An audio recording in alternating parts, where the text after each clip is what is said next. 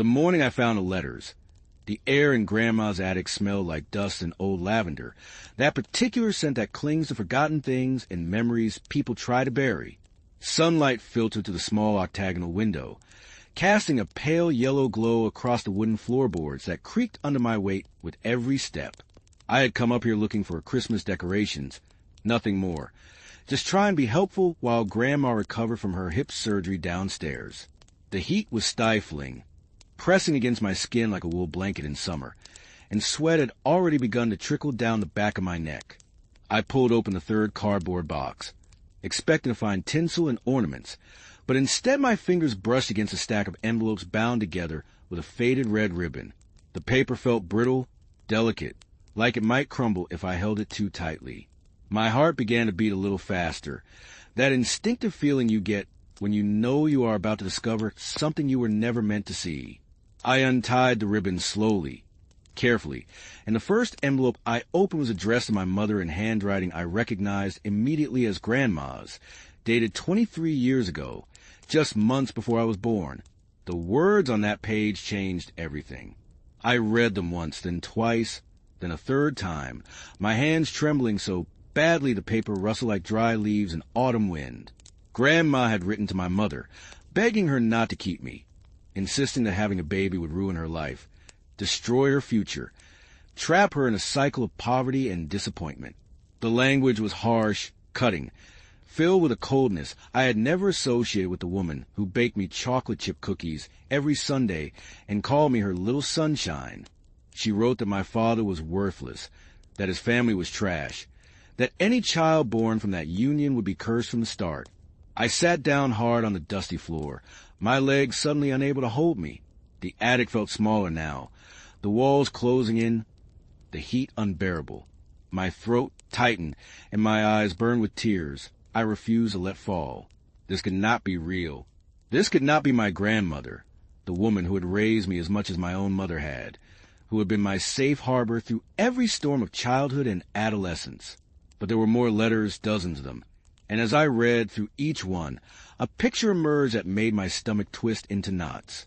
After I was born, the letters continued, but they changed in tone. Grandma wrote to my mother about how she had a plan, how she would make sure I grew up knowing my place, understanding that I was a burden, a mistake that needed to be managed.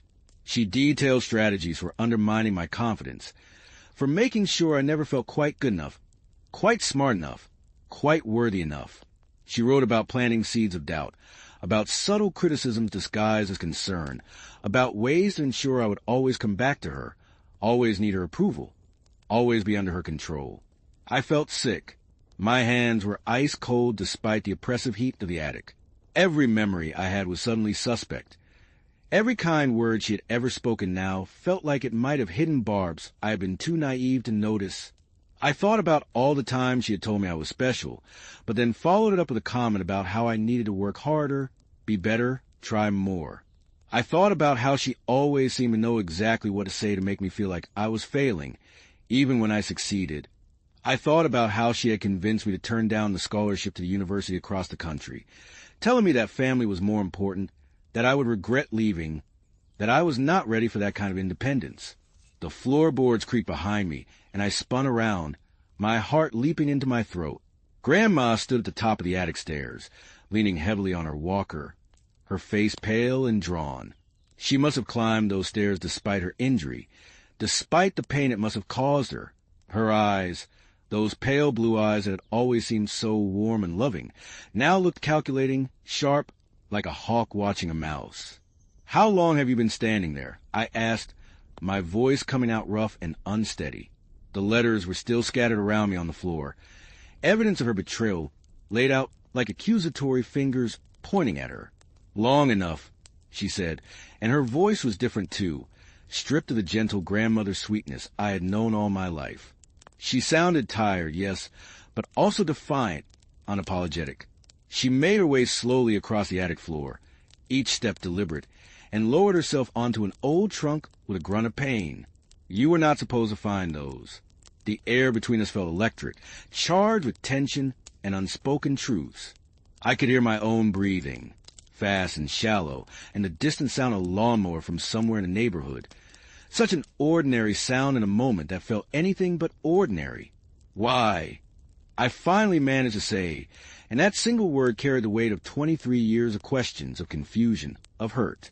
Grandma looked at me for a long moment, her expression unreadable. Then she sighed, a deep, weary sound that seemed to come from somewhere ancient inside her. Because your mother was going to throw her life away, she said simply. She was 19 years old, brilliant, with a full scholarship to medical school. And then she met your father, that worthless boy with no ambition and no future, and she got pregnant. I had worked so hard to give her opportunities one never had, and she was going to flush it all away for what? For love? Love does not pay bills. Love does not put food on the table. Love does not give you a future. But I am not a mistake, I said, and my voice cracked on the last word. I am a person. I am your granddaughter. She waved her hand dismissively, as if swatting away an annoying fly. Of course you are a person, she said. I never said you were not. But you were an obstacle, a complication that needed to be managed. Your mother kept you against my advice, and so I had to make sure you did not ruin her life the way I feared you would. I had to make sure you stayed close, stayed manageable, stayed under control. The words hit me like physical blows, each one landing with brutal precision. I felt dizzy, disoriented, like the floor beneath me was tilting. So everything was a lie, I said. Every time you told me you loved me, every time you said you were proud of me, every time you held me when I cried, it was all just manipulation. It was all just part of your plan to control me. Grandma's face softened slightly, and for a moment I saw something that might have been genuine emotion flicker across her features. I do love you, she said quietly. In my own way, I do. But love and control are not mutually exclusive, child. Sometimes you have to control the people you love to protect them from themselves, to protect them from making the mistakes that will destroy them. I stood up, my legs shaky but holding me now, fueled by anger that was building inside me like a storm. You had no right, I said, my voice rising. You had no right to decide what my mother should do with her life. You had no right to spend my entire childhood undermining me, manipulating me, making me doubt myself. You had no right to convince me to give up my dreams because you wanted to keep me close, keep me under your thumb. She looked up at me, and now there was steel in her gaze, hard and unyielding. I had every right, she said, her voice sharp as broken glass. I am the matriarch of this family. I built everything we have from nothing. I came to this country with $50 in my pocket and a baby on my hip, and I worked myself to the bone to create a life, to create opportunities, to create a legacy. Your mother was going to throw that away, and I could not allow it. I would not allow it. The attic felt suffocating now, the air thick and hard to breathe. I could feel sweat running down my spine, could feel my heart pounding so hard it hurt. And what about what I wanted? I asked. What about my life, my choices, my future? Did any of that matter to you at all? Grandma struggled to her feet, gripping her walker with white-knuckled hands. Of course it mattered, she said. Everything I did was for you, for your mother, for this family. I made sure you had a roof over your head, food on your table, clothes on your back. I made sure you went to good schools, had opportunities, had a chance at a decent life. I sacrificed everything for this family. And this is the gratitude I get?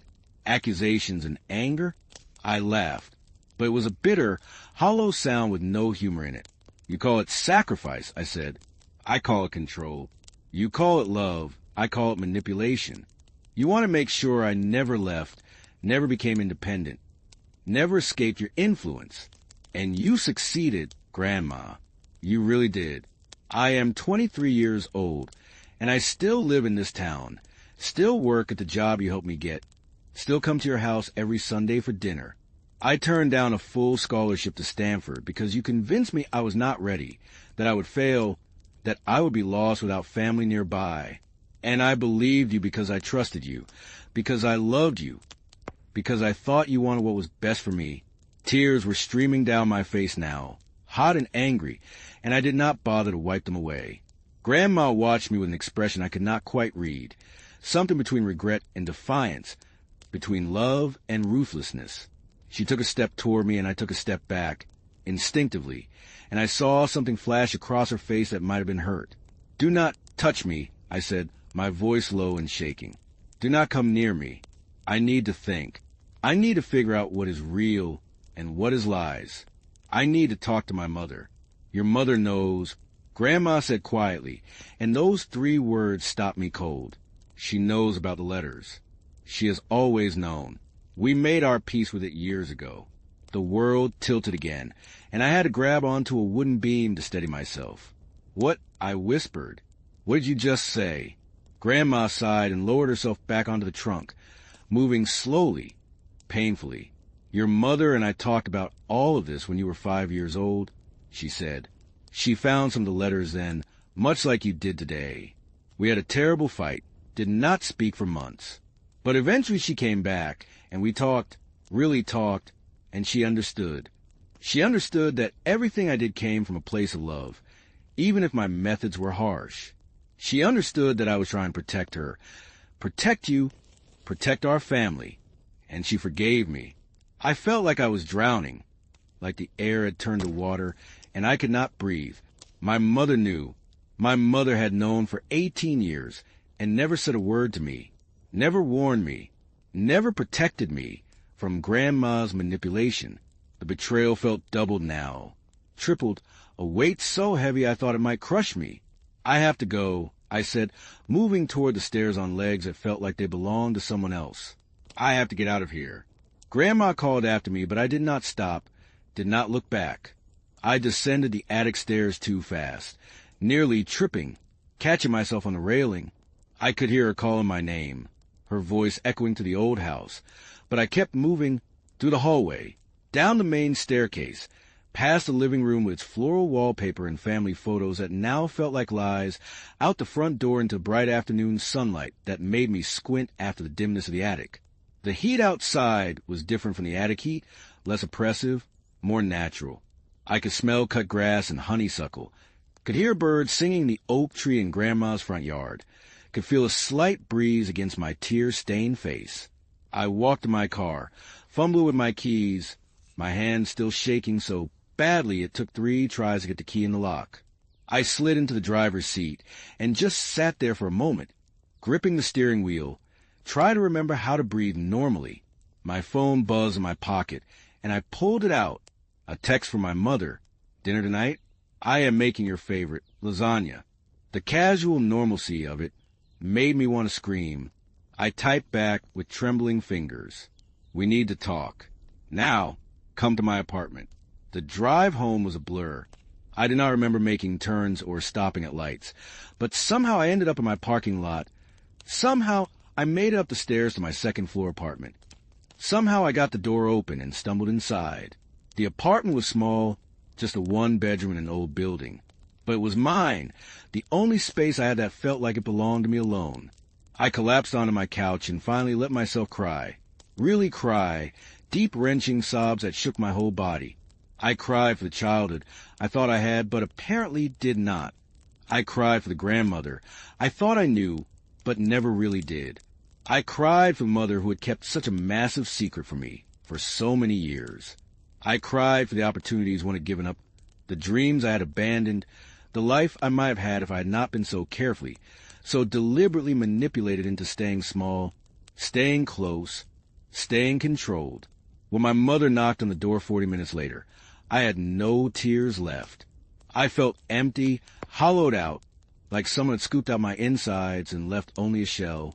I opened the door and she stood there looking worried, her dark hair pulled back in a ponytail, still wearing her scrubs from the hospital where she worked as a nurse. Not a doctor, never a doctor, because she had kept me, and according to Grandma, that had ruined everything. "What is wrong?" she asked, stepping inside and reaching for me. "You sounded so upset in your text." I moved away from her touch, and I saw confusion and hurt flash across her face. "Sit down," I said, my voice flat and emotionless. "We need to talk about Grandma. We need to talk about the letters." The color drained from my mother's face. She stood frozen in my doorway for a long moment, and I watched as understanding and then dread filled her eyes. "Oh, God," she whispered. "You found them." You found the letters. I nodded and moved to sit on the couch, suddenly too tired to stand. She closed the door slowly and came to sit in the armchair across from me, perched on the edge like she might need to run at any moment. Her hands twisted together in her lap, and I could see they were shaking. "Tell me," I said. "Tell me everything. And do not lie to me. I cannot handle any more lies." My mother took a deep breath, and when she spoke, her voice was quiet, almost a whisper. "I found the first batch of letters when you were 5, she said. "I was looking for something in her attic, just like you were today. And I read them, and I was so angry, so hurt, so betrayed. Everything she had written about not wanting me to have you, about planning to control you, to manipulate you, it was all there in black and white. I confronted her, and we had the worst fight we had ever had. I told her I never wanted to see her again, that she would never see you again, that she was toxic and cruel, and I was done." She paused, and I could see tears forming in her eyes, but I felt nothing, no sympathy, no urge to comfort her. I just waited for her to continue. But then weeks went by, and then months, and I started to think about everything she had done for us. She went on. How she had helped me when you were a baby, and I was so young and so scared. How she had paid for childcare, so I could finish my nursing degree. How she had been there for every milestone, every birthday, every holiday. And I started to wonder if maybe I was being too harsh, if maybe her intentions had been good, even if her methods were wrong. So I reached out to her, and we talked, and she apologized. She said she had been wrong to try to control things, that she had let her fear and her own past trauma guide her actions, and that she would do better. "And you believed her," I said, and I could hear the bitterness in my own voice. My mother looked down at her hands. "I wanted to believe her," she said softly. "I needed to believe her. I was a single mother working full-time and going to school, and I needed help. I needed support. I needed family. And she promised she would change, that she would just be a normal grandmother to you, that she would let go of her need to control everything. So I forgave her. I let her back into our lives. And for a while, it seemed like she really had changed. But she had not changed," I said. "She just got better at hiding it. She just got more subtle with her manipulation." My mother's face crumpled and she started to cry, covering her face with her hands. "I know," she sobbed. "I know, and I am so sorry. I should have protected you better. I should have watched more carefully. But she was so good at it, so careful. She would say things that sounded supportive on the surface, but had these little barbs hidden underneath. And by the time I realized what she was doing, you were already internalizing it all. You were already starting to doubt yourself, to second-guess yourself, to look to her for approval and validation." "When did you realize?" I asked. "When did you figure out she had not really changed at all?" My mother lowered her hands and looked at me with red, swollen eyes. "When you turned down Stanford," she said, her voice breaking. "When you told me you had decided to stay here, to go to community college instead, to stay close to family. I knew she had gotten to you, had convinced you that you were not good enough, not ready, not capable of handling that kind of opportunity. And I tried to talk you out of it, remember? I tried to tell you that you should go, that you would regret it if you did not, that you were more than capable of succeeding there. But you did not try very hard," I said, and the accusation hung in the air between us. "You did not tell me the truth. You did not warn me about what Grandma was really doing. You just made a few half-hearted attempts to change my mind, and then you let it go. You let me throw away my future, because it was easier than confronting your mother again." My mother flinched like I had slapped her. "You are right," she whispered. "You are absolutely right. I was a coward. I did not want another fight with her. I did not want to risk losing her support again. I told myself that community college was not so bad, that you could always transfer later, that maybe you really were not ready for something as intense as Stanford. I made excuses, and I rationalized, and I let you down. I let you down so badly, and I have regretted it every single day since." The apartment was silent, except for the sound of my mother crying and the distant hum of traffic from the street below. I sat there feeling numb, disconnected from my own body, from my own emotions. Part of me wanted to comfort her, to tell her it was okay, to fall back into our familiar patterns. But a larger part of me, a part that was growing stronger with every passing moment, knew that nothing was okay, that nothing would ever be okay again unless I broke free from these patterns, from these cycles of manipulation and control and enabling.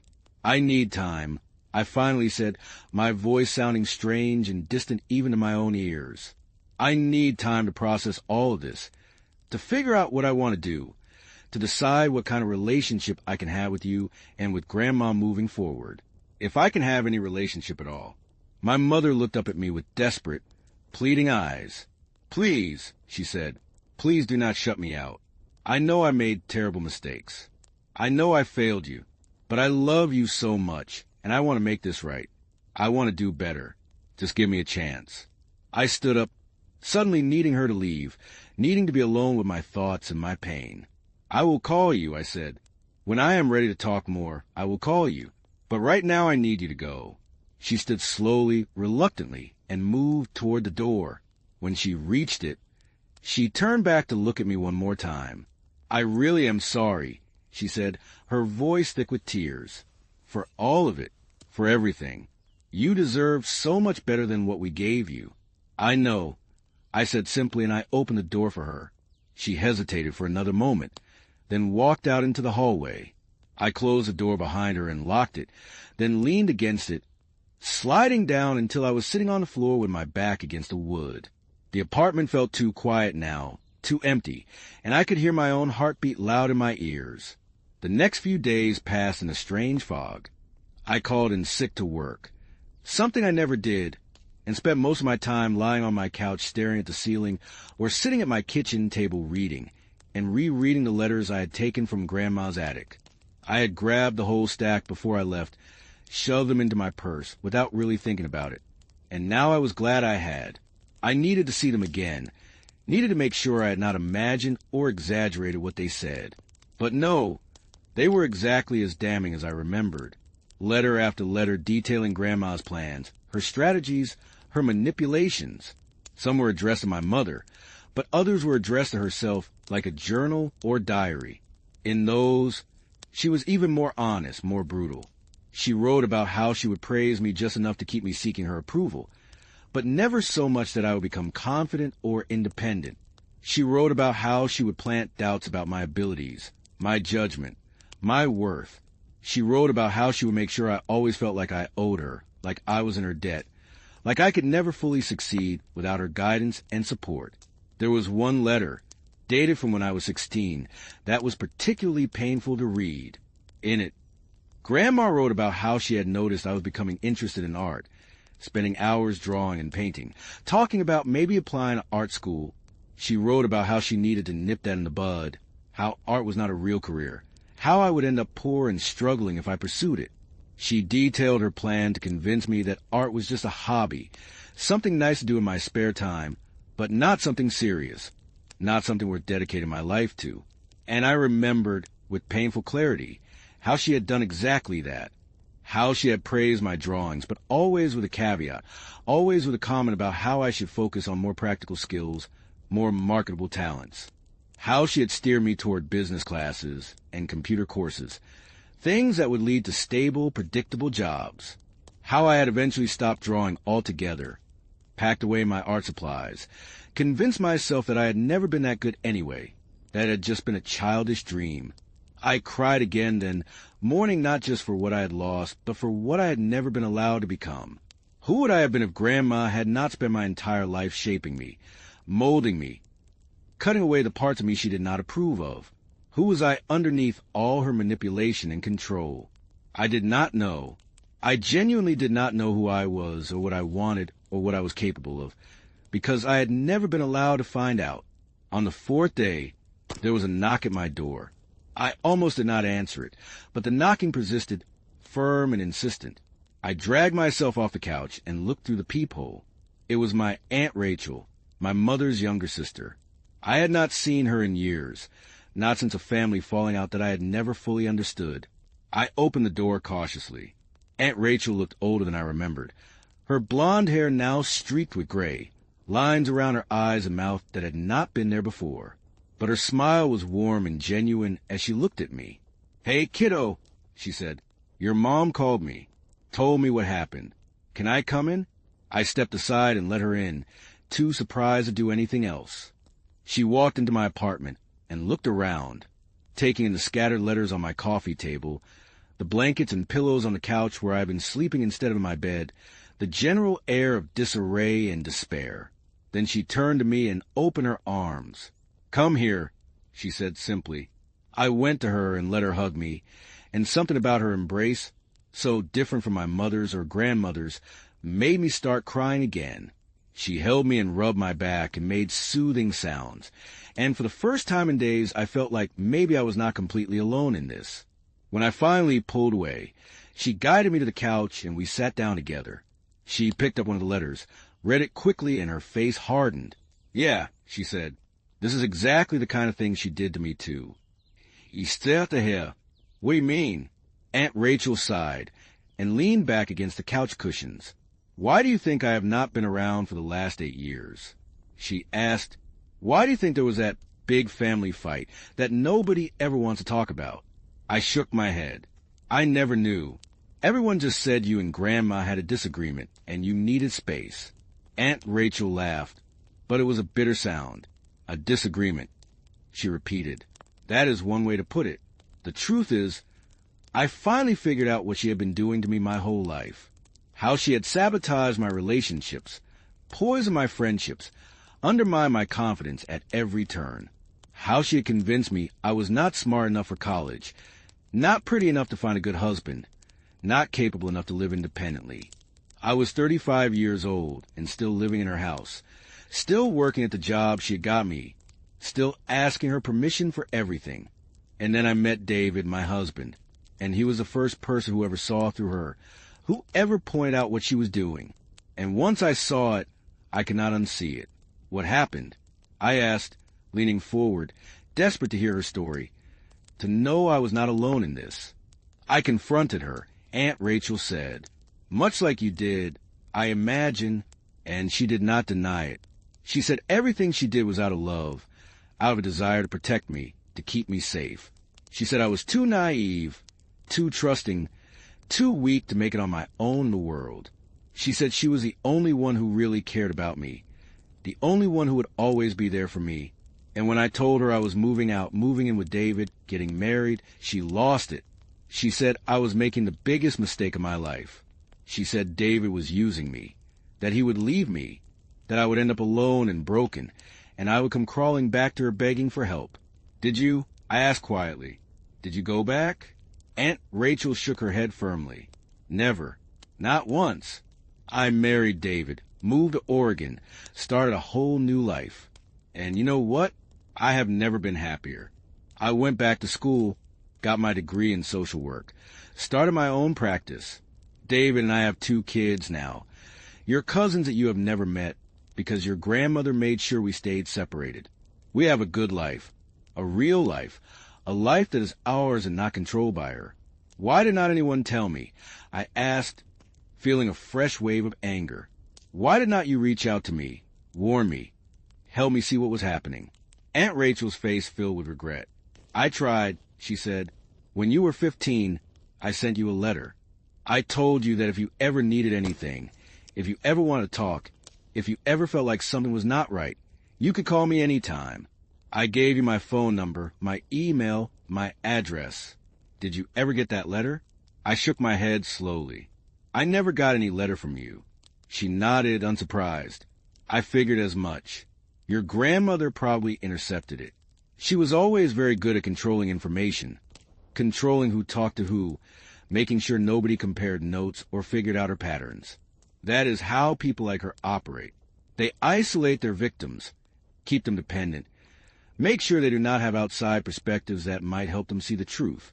I felt sick again, thinking about all the ways Grandma had controlled my life, all the things she had probably done that I still did not know about. How many other letters had she intercepted?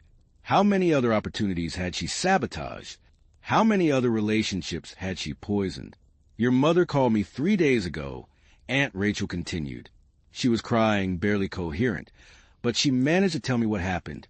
"And I got on a plane immediately because I knew exactly what you were going through, And I knew you needed someone who understood, someone who had been there, someone who could tell you that it is not your fault, that you are not crazy, that your feelings are valid, and that you can get out, you can break free, you can build a life that is truly yours. Tears were streaming down my face again, but these felt different, less like grief and more like relief. Someone understood.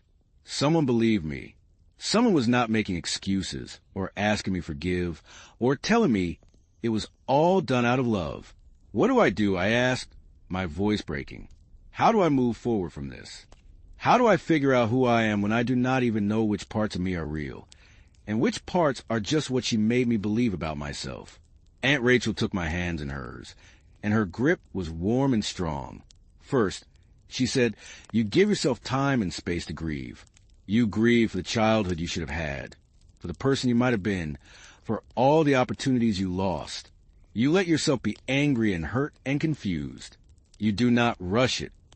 And you do not let anyone tell you that you should be over it or that you should forgive before you are ready. I nodded, hanging on her every word.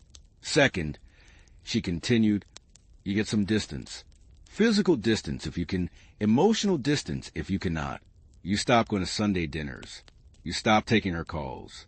You stop letting her have access to your life and your decisions. You set boundaries, real boundaries, and you enforce them even when it's hard, even when she cries or guilts you or tells you that you are breaking her heart. That sounds impossible, I whispered. She is my grandmother. She is family. Aunt Rachel squeezed my hands. Family is not an excuse for abuse, she said firmly. Family is not a free pass to manipulate and control and hurt people. Real family, healthy family, supports you and respects you and wants you to thrive, even if that means you grow beyond them, even if that means you make choices they would not make. What your grandmother did, what she is still doing, that is not love. That is possession. That is control. And you do not owe her your life just because she is related to you by blood. The words settled over me like a blanket, heavy but comforting. I had never heard anyone in my family talk like this before. Everyone always talked about family loyalty, family obligation, family duty. But Aunt Rachel was offering me something different, something I had not known I was allowed to want. Permission to put myself first. Permission to walk away. Permission to choose my own path, even if it meant disappointing people, even if it meant being alone for a while, even if it meant starting over from scratch. Third, Aunt Rachel said, you get help. You find a good therapist, someone who specializes in family trauma and manipulation. You work through all of this with a professional who can help you untangle what is real from what you were taught to believe. You learn tools and strategies for building healthy relationships, for recognizing manipulation, for trusting your own judgment. It is hard work, but it is worth it. I promise you it is worth it. Will you help me? I asked. Will you stay, at least for a little while? I do not think I can do this alone.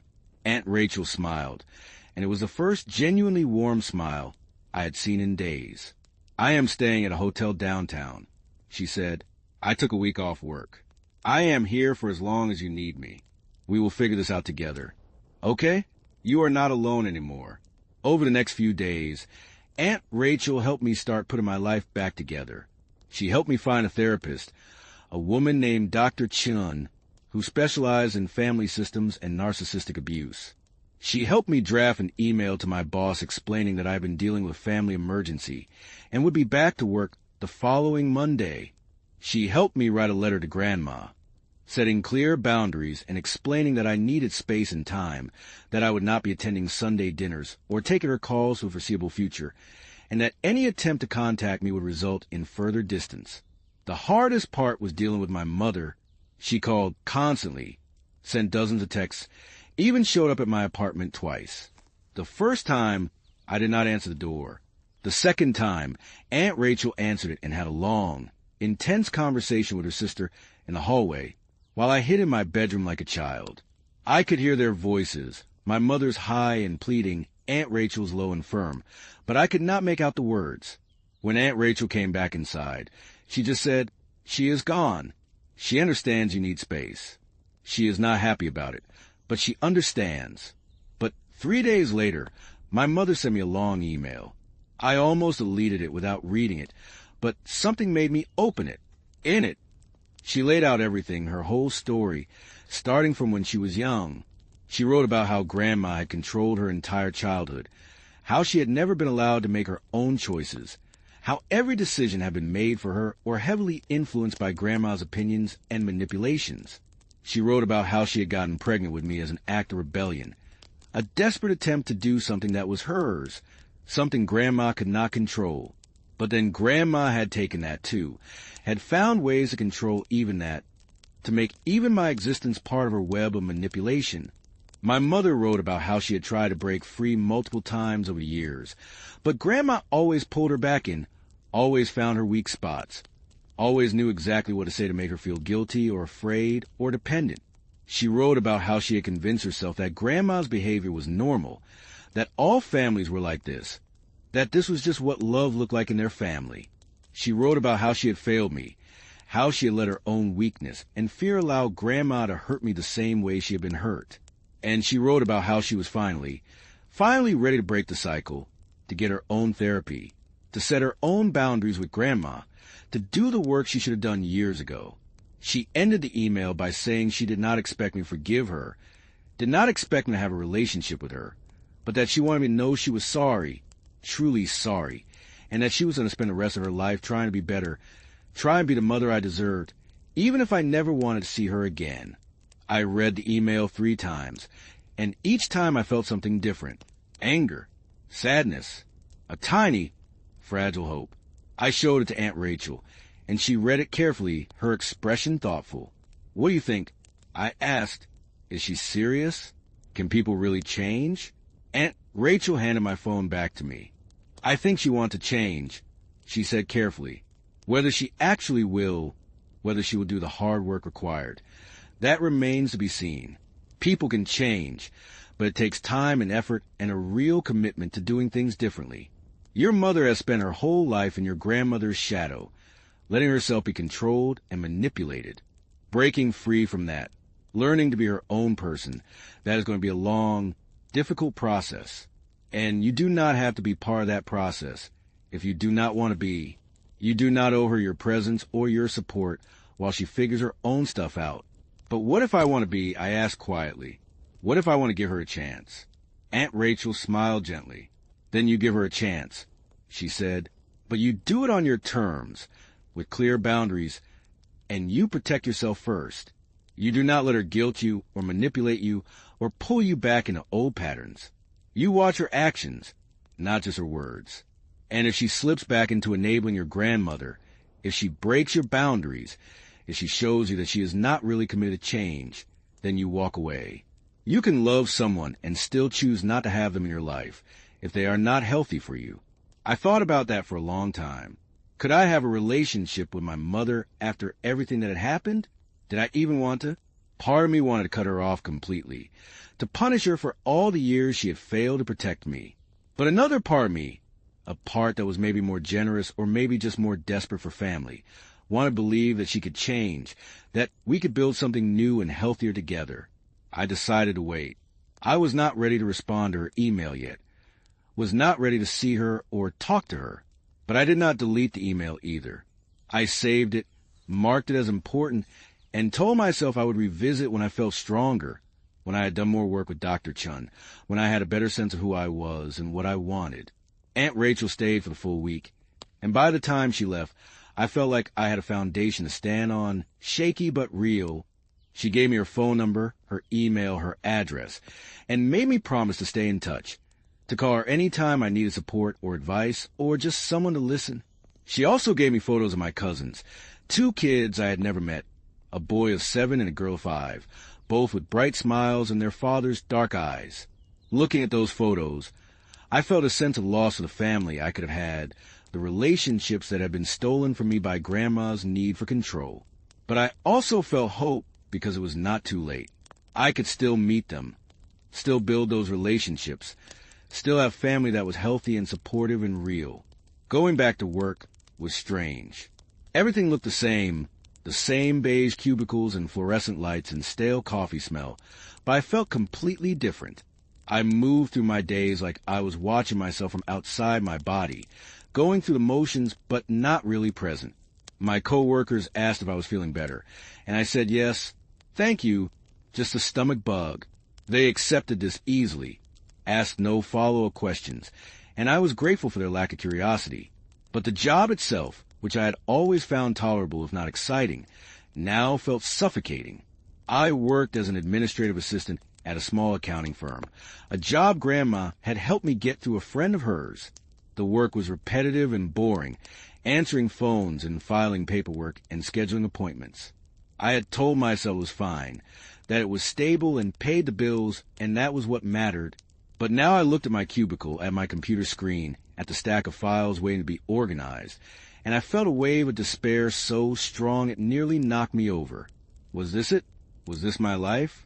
Was I to spend the next 40 years in this beige box doing work that did not matter, that did not use any of my talents or interests or passions?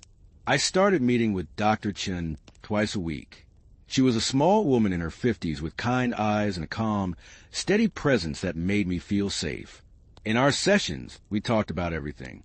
My childhood, my relationship with Grandma, the ways I had been manipulated and controlled.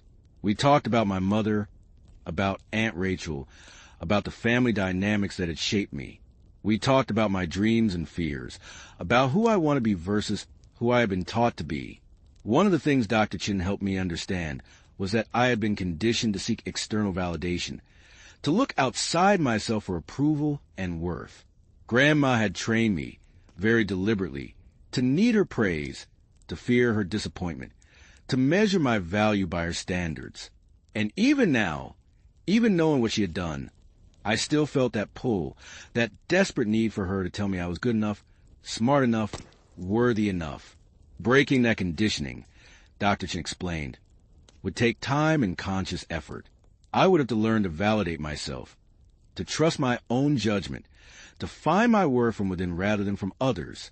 She also helped me start exploring who I really was underneath all the layers of manipulation and control. What did I like? What did I want? What made me happy? These seemed like simple questions, but I found them almost impossible to answer. I had spent so long being what other people wanted me to be, doing what other people expected me to do, that I had no idea what I actually wanted for myself.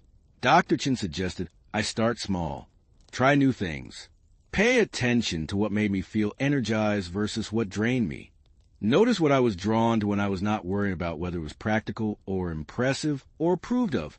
So I started experimenting. I took a pottery class at the community center and discovered I loved the feel of clay under my hands, the meditative quality of shaping something with my own fingers. I started going to the library and checking out books on subjects I knew nothing about, just to see what interested me.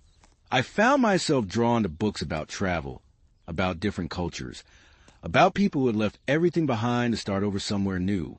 And slowly, very slowly, I started to remember the girl I had been before Grandma's influence had fully taken hold.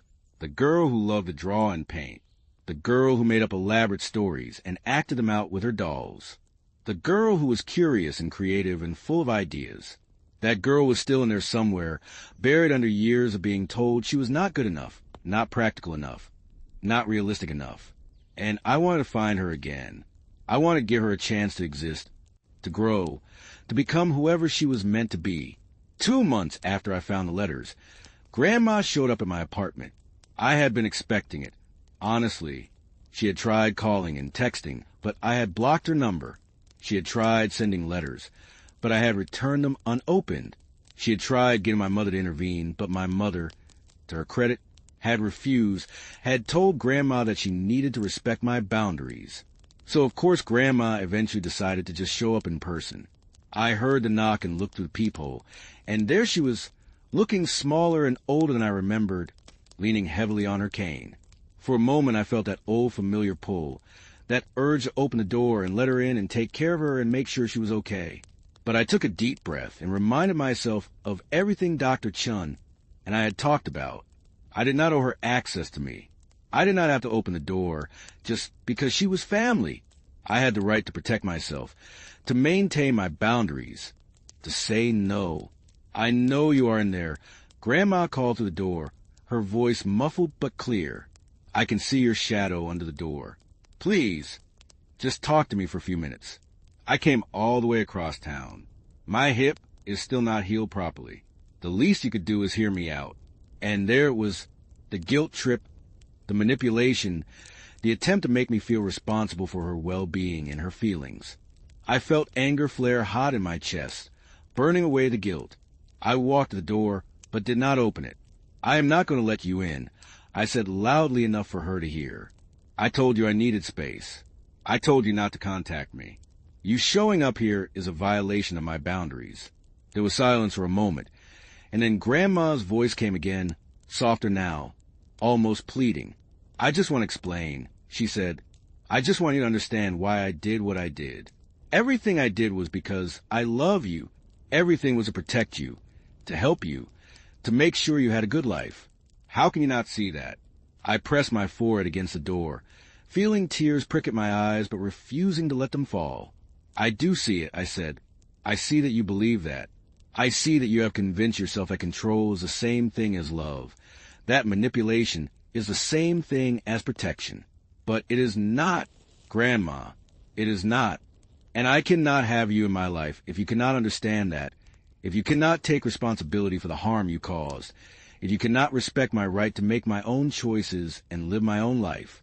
You are being ridiculous, Grandma said, and now her voice had an edge to it, sharp and cold. You are throwing away your family over some old letters, over things I wrote decades ago when I was scared and trying to do my best. You are being selfish and ungrateful, and you are going to regret this. You're going to end up alone and miserable, and when you come crawling back, I might not be there anymore. I am an old woman. I will not live forever, and you will have to live with the guilt of how you treated me in my final years. There was the threat disguised as concern, the attempt to make me responsible for her happiness and her health and her life. But I had learned to recognize these tactics now, had learned to see them for what they were. I am sorry you feel that way, I said, keeping my voice as calm and steady as I could. But my decision stands. Please leave, Grandma. If you do not leave, I will call the police and report you for trespassing. I heard her gasp, shocked and offended. You would call the police on your own grandmother, she said, her voice rising. What kind of person have you become? I do not even recognize you anymore. Maybe that is a good thing, I said quietly. Maybe you never really knew me at all. You only knew the version of me you created, the version you could control. But that is not who I am, and that is not who I want to be. Goodbye, Grandma. I walked away from the door then, went into my bedroom and closed the door and sat on my bed with my heart pounding. I could hear her outside for a few more minutes, calling my name, knocking again, saying things I could not quite make out. But eventually the sound stopped, and when I looked through the peephole 20 minutes later, she was gone. I called Dr. Chin right away, and she talked me through the panic and guilt and fear that were threatening to overwhelm me. She reminded me that I had done the right thing, that I had maintained my boundaries, that I had protected myself.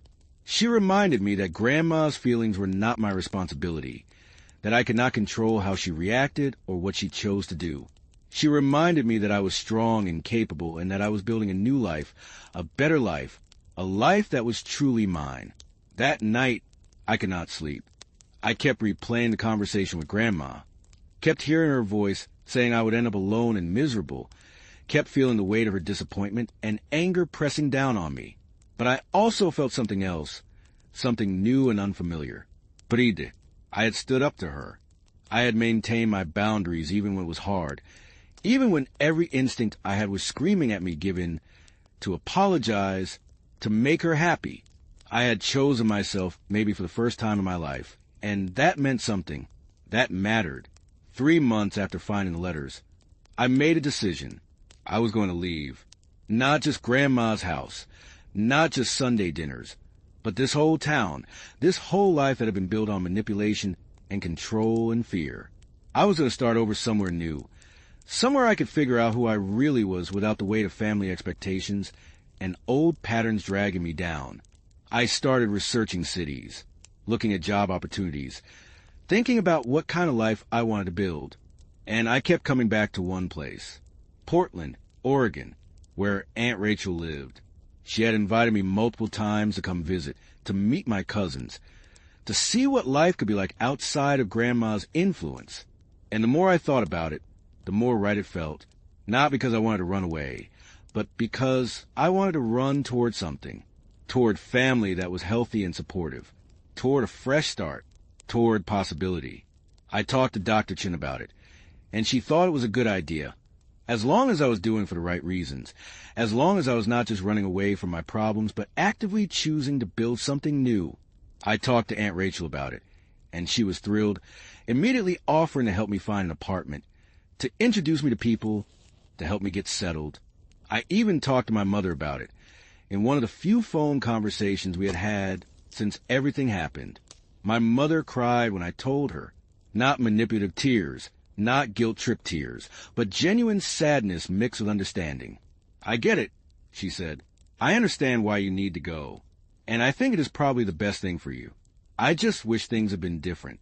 I wish I had been stronger, had protected you better, had given you the childhood you deserved." "I know," I said, and I meant it. I was still angry with her, still hurt, still not sure if we would ever have a real relationship again. But I also understood, in a way I had not before, how hard it was to break free from someone like Grandma, how deep that conditioning went, how much courage it took to even try.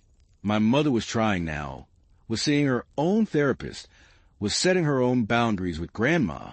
It was too late to change the past, but maybe it was not too late to build something different in the future. I gave my notice at work, and my boss was surprised but understanding. I told him I was relocating for family reasons, and he wished me well. I gave notice on my apartment, started packing up my belongings, sorting through what to keep and what to donate. It was strange, looking at all the things I had accumulated over the years, realizing how much it was tied to who I had been told to be. I got rid of most of it, keeping only what truly mattered, what truly felt like mine. The hardest part was deciding what to do about Grandma. Part of me wanted to just leave without saying anything, to disappear and let her wonder what happened to me. But Dr. Chin encouraged me to have closure, to say what I needed to say, even if Grandma never understood or accepted it. So I wrote her a letter, not an email, not a text, but an actual handwritten letter that I mailed to her house. In it, I told her I was leaving. I told her I was moving to Oregon to be near Aunt Rachel, to start a new life, to figure out who I was without her influence. I told her I understood that she believed she had acted out of love, but that her actions had caused real harm, had stolen opportunities from me, had prevented me from becoming my own person. I told her I forgave her, not because she deserved it or had earned it, but because I needed to let go of the anger and resentment that were weighing me down.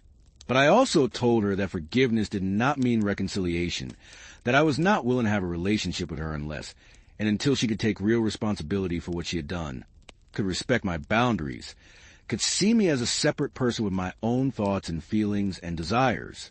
I ended the letter by saying I hoped she would find peace, that she would examine her own life and her own choices, that she would maybe get help to understand why she felt such a need to control the people she loved. But I also said I was not waiting for her to change. I was moving forward with my life, with or without her blessing, with or without her approval. I was choosing myself, finally, and that was not negotiable. I mailed the letter on a Tuesday morning, and by Tuesday evening she called my mother, furious and hurt and demanding that my mother talk some sense into me. But my mother, for maybe the first time in her life, stood up to Grandma.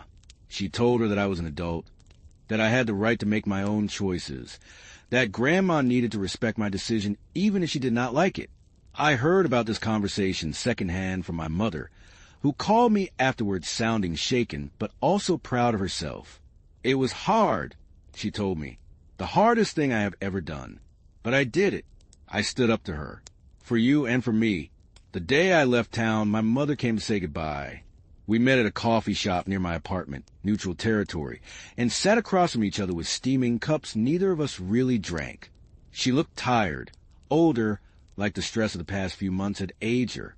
But there was also something different in her eyes, something clearer, more present. "I am proud of you," she said. "I know I did not have the right to say that. I know I have not earned the right to be proud. But I am. You are doing what I never had the courage to do. You are choosing yourself, choosing your own life, and that takes incredible strength. Thank you, I said, and I meant it. I am proud of you, too, for going to therapy, for standing up to Grandma, for trying to change. I know it is not easy. She reached across the table and took my hand, and I let her. I do not know if we will ever have the relationship we should have had, she said, her voice thick with emotion. I do not know if you will ever be able to fully forgive me for failing you, but I want you to know that I am going to keep trying. I am going to keep doing the work. And whether you are here or in Oregon or on the other side of the world, I am always going to love you. I am always going to want the best for you. And I am always going to regret that I did not protect you the way I should have. I squeezed her hand, feeling tears slip down my cheeks. I know, I said, and maybe someday we can build something new, something healthier. But right now I need to focus on me. I need to figure out who I am and what I want. And I need to do that away from here, away from all the history and the pain and the patterns. She nodded, wiping at her own tears. I understand, she said, and I support you completely. Go to Oregon. Start your new life. Be happy. And when you are ready, if you are ever ready, I will be here. I will be doing my own work, becoming my own person, and maybe someday we can meet each other as the people we really are, not the people we were forced to be. We hugged goodbye in the parking lot, and it felt different from any hug we had shared before. Less desperate, less needy, more honest. I got in my car, packed full of everything I owned, and drove away. In my rear-view mirror, I could see my mother standing there watching me go, one hand raised in farewell, and I felt a complicated mix of sadness and relief and hope. The drive to Oregon took 3 days. I took my time, stopped at motels along the way, ate at diners, and watched the landscape change outside my window. The further I got from home, the lighter I felt, like I was shedding layers of old skin, old identities, old expectations. By the time I crossed into Oregon, I felt like a different person. Not completely new, not entirely transformed, but changed in some fundamental way. I felt like I was finally becoming myself. Aunt Rachel and her family welcomed me with open arms. They had helped me find a small studio apartment in a neighborhood full of artists and students, and they helped me move in, carrying boxes up 3 flights of stairs and arguing good-naturedly about where furniture should go. My cousins, Emma and Jack, were shy at first, but warmed up quickly, showing me their rooms and their toys and their favorite spots in the neighborhood. Uncle David made dinner, a huge pot of spaghetti with homemade sauce, and we all sat around their dining table laughing and talking, and just being together in a way that felt easy and natural and right. This is what family is supposed to feel like.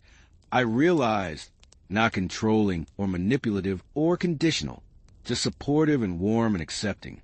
I felt tears prick in my eyes again, but these were good tears, grateful tears, tears of relief and joy and possibility. I found a job within 2 weeks, working at a small art gallery in downtown Portland. It did not pay much, but it was enough to cover my rent and expenses, and more importantly, it felt right. I was surrounded by creativity and beauty, by people who were passionate about art and expression and pushing boundaries. I started drawing again, tentatively at first, just little sketches in a notebook I carried everywhere. But gradually I got braver, started working on bigger pieces, started experimenting with different mediums and styles. I also continued therapy with new therapists in Portland, a man named Dr. Martinez who specialized in trauma and family systems. With his help, I continued to unpack everything that had happened, continued to work on building my sense of self, continued to learn how to trust my own judgment and validate my own feelings. It was hard work, painful work, but it was also liberating. Every session, I felt like I was peeling back another layer, getting closer to the core of who I really was. 6 months after moving to Portland, I enrolled in art classes at the community college. Just 2 classes to start, Introduction to Drawing and Color Theory, but it felt momentous. I was finally pursuing something I wanted, something I was passionate about, something that had nothing to do with being practical or responsible or approved of. I was doing it just because it made me happy, just because it felt right, and that was enough. My classmates were a mix of ages and backgrounds, from teenagers fresh out of high school to retirees exploring new hobbies. I felt at home among them in a way I had never felt at my old job, at my old life. We would spend hours working on our projects, lost in the flow of creation, and then gather afterward to critique each other's work and share techniques and just talk about art and life and everything in between. One of my classmates, a woman named Sarah who was about my age, became a close friend. She had her own story of family trauma and breaking free, and we bonded over our shared experiences. We would meet for coffee before class and talk for hours about our childhoods, our struggles, our hopes for the future. She was the first friend I had made as an adult who really knew me, who saw me for who I was rather than who I had been trained to be. That friendship felt precious, sacred, like proof that I could build real, healthy relationships based on honesty and mutual respect. I stayed in touch with my mother through occasional phone calls and emails. Our relationship was still complicated, still healing, but it was slowly getting better. She was doing her own work, setting her own boundaries with Grandma, building her own life. She had started dating someone, a kind man named Robert who worked at the hospital with her, and she sounded happier than I had heard her in years. We were not close, not yet, maybe not ever in the way mothers and daughters are supposed to be close. But we were honest with each other now, and that felt like progress. I did not hear from Grandma directly for almost a year, but I heard about her through my mother. She was not doing well, apparently. Her health was declining. Her hip never fully healed, and she was becoming increasingly isolated. She had pushed away most of her friends with her controlling behavior. And with both her daughters setting boundaries and her granddaughter gone, she was alone most of the time. Part of me felt guilty about that, felt responsible, felt like maybe I should reach out. But Dr. Martinez helped me work through those feelings, helped me understand that Grandma's loneliness was a consequence of her own choices, her own refusal to change or take responsibility or respect other people's boundaries. I could feel compassion for her without taking responsibility for her happiness. I could wish her well without sacrificing my own well-being to make her feel better. Then, 13 months after I moved to Oregon, I got a call from my mother. Grandma had had a stroke. She was in the hospital, and the doctors were not sure if she would make it. My mother was flying out to be with her, and she wanted to know if I would come too. I sat with that question for a long time, feeling all the complicated emotions swirl inside me. Fear, guilt, anger, sadness, love, even despite everything. This was my grandmother, the woman who had raised me, who had been such a huge part of my life. And she was dying. Did I want to see her one last time? Did I want to say goodbye? Did I owe her that? I talked to Dr. Martinez about it in an emergency session. He did not tell me what to do, just helped me explore my feelings, helped me think through what I needed, what would be best for me. And eventually, I realized that I did want to go, not for her, but for me. I wanted closure. I wanted to look her in the eye one more time and know that I had made the right choice, that I was okay, that I had survived and even thrived despite everything she had done.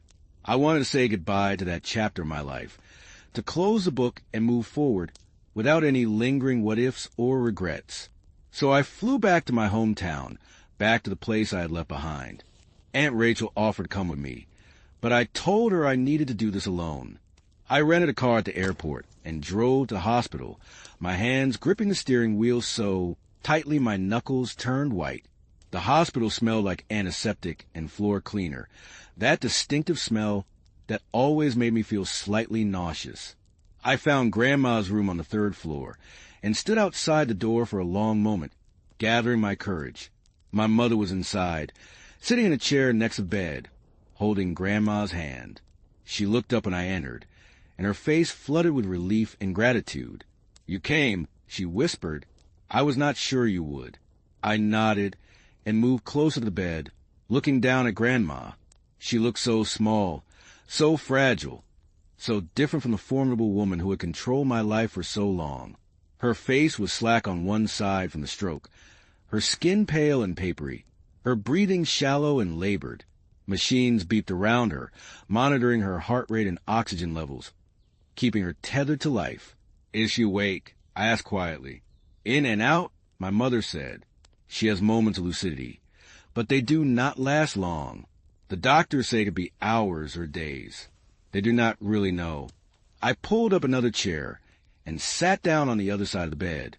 For a long time, I just sat there watching her breathe, listening to machines, feeling the weight of everything that had happened between us. I thought about the letters, about all the ways she had manipulated and controlled me. But I also thought about the good memories, the ones that had been real or at least felt real. Her teaching me to bake cookies, her reading me stories before bed, her coming to my school plays and art shows, always in the front row, always clapping the loudest. Had those moments been genuine?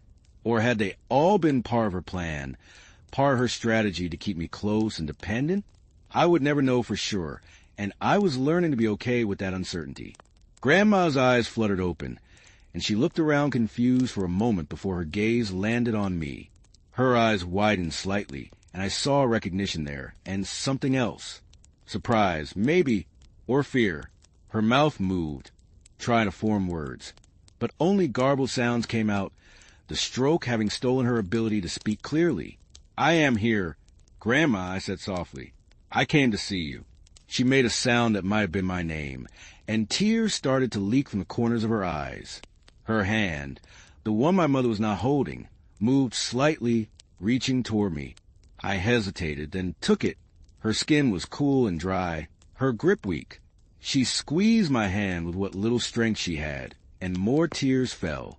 I did not know if you could understand me, I said, keeping my voice low and steady. But I need to say some things. I need you to hear them, even if you cannot respond. I know you believed you were doing the right thing. I know you thought you were protecting me, helping me, loving me. But what you did hurt me. Grandma, it hurt me deeply. You took away my choices, my confidence, my sense of self.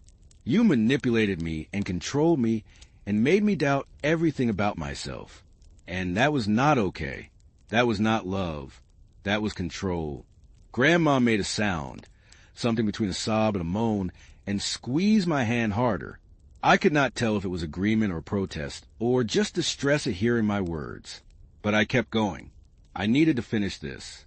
But I also want you to know that I forgive you, I said, and I felt the truth of those words as I spoke them. I forgive you because holding on to anger and resentment was only hurting me. I forgive you because I understand that you were shaped by your own trauma, your own difficult life, your own fears. I forgive you because I am choosing to move forward, to build a life that is mine, and I cannot do that while carrying all this pain and anger. So I forgive you. But I also want you to know that I am okay. I am more than okay. I left, and I built a new life, and I am happy. I am becoming the person I was always meant to be, the person you never let me be. And I am going to be fine, with or without your approval, with or without your blessing. Grandma's eyes were streaming now, tears running down her face and soaking into the pillow. She tried to speak again, and this time I could make out a few words. Sorry. So sorry. Love you. I know, I said, my own tears falling now. I know you love me. In your own way, I know you do. And I love you too. But love is not enough if it comes with control. Love is not enough if it hurts the people you are supposed to protect. I hope you understand that now. I hope you can find peace with it. She closed her eyes, exhausted from the effort of trying to communicate, and her grip on my hand loosened. I sat there for a while longer, just holding her hand, saying goodbye in my heart to grandmother I had thought I knew, to the relationship we had never really had, to all the pain and confusion and hurt. And then I gently placed her hand back on the bed, stood up, and kissed her forehead. Goodbye, Grandma, I whispered. I hope you find peace.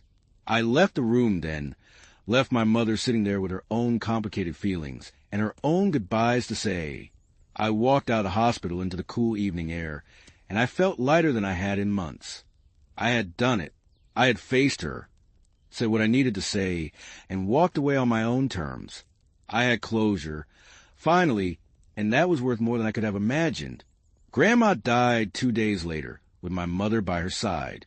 I did not go back to the hospital, did not attend the funeral.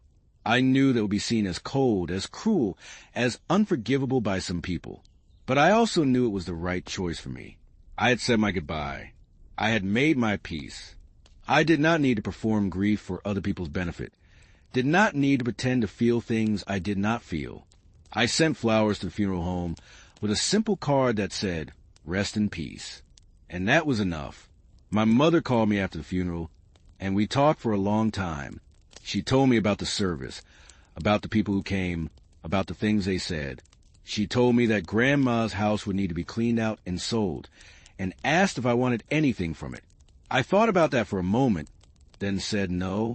I did not want any physical reminders, any objects that would tie me back to that life, that version of myself. I wanted to move forward unencumbered, carrying only the lessons I had learned and the strength I had gained. But there was one thing, I said.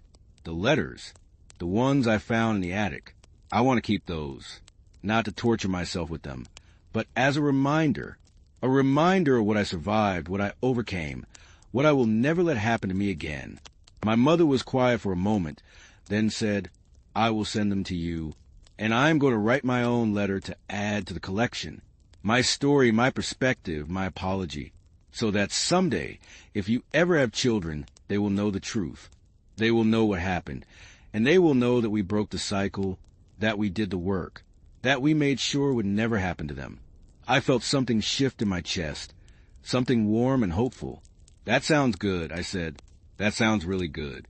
Life in Portland continued to unfold in ways I could never have imagined back when I was living in my hometown, trapped in patterns I did not even know existed. I finished my art classes and enrolled in more, eventually deciding to pursue a degree in fine arts. It would take time and money I did not really have, but I was learning to invest in myself, to believe that my dreams were worth pursuing even if they were not practical or guaranteed to lead to a stable career. The gallery where I worked offered me a promotion to assistant curator, which came with a small raise and a lot more responsibility.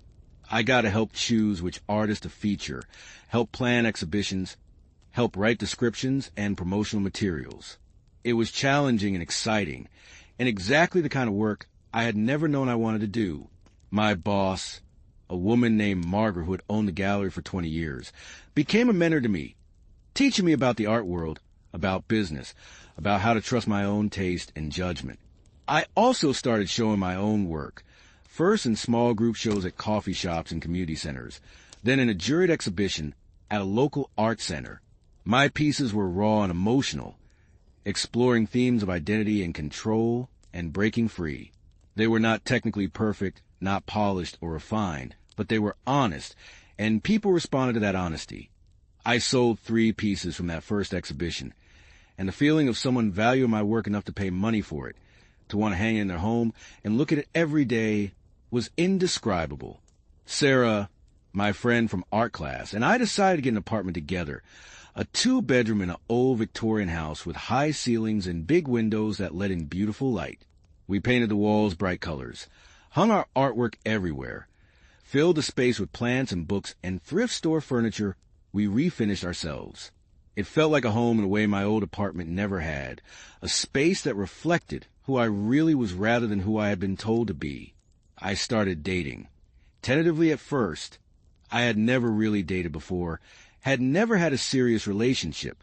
Grandma had always found something wrong with anyone I showed interest in, had always planted doubts and fears until I convinced myself it was not worth it. But now, without her voice in my head, I was free to explore, to make mistakes, to figure out what I wanted in a partner.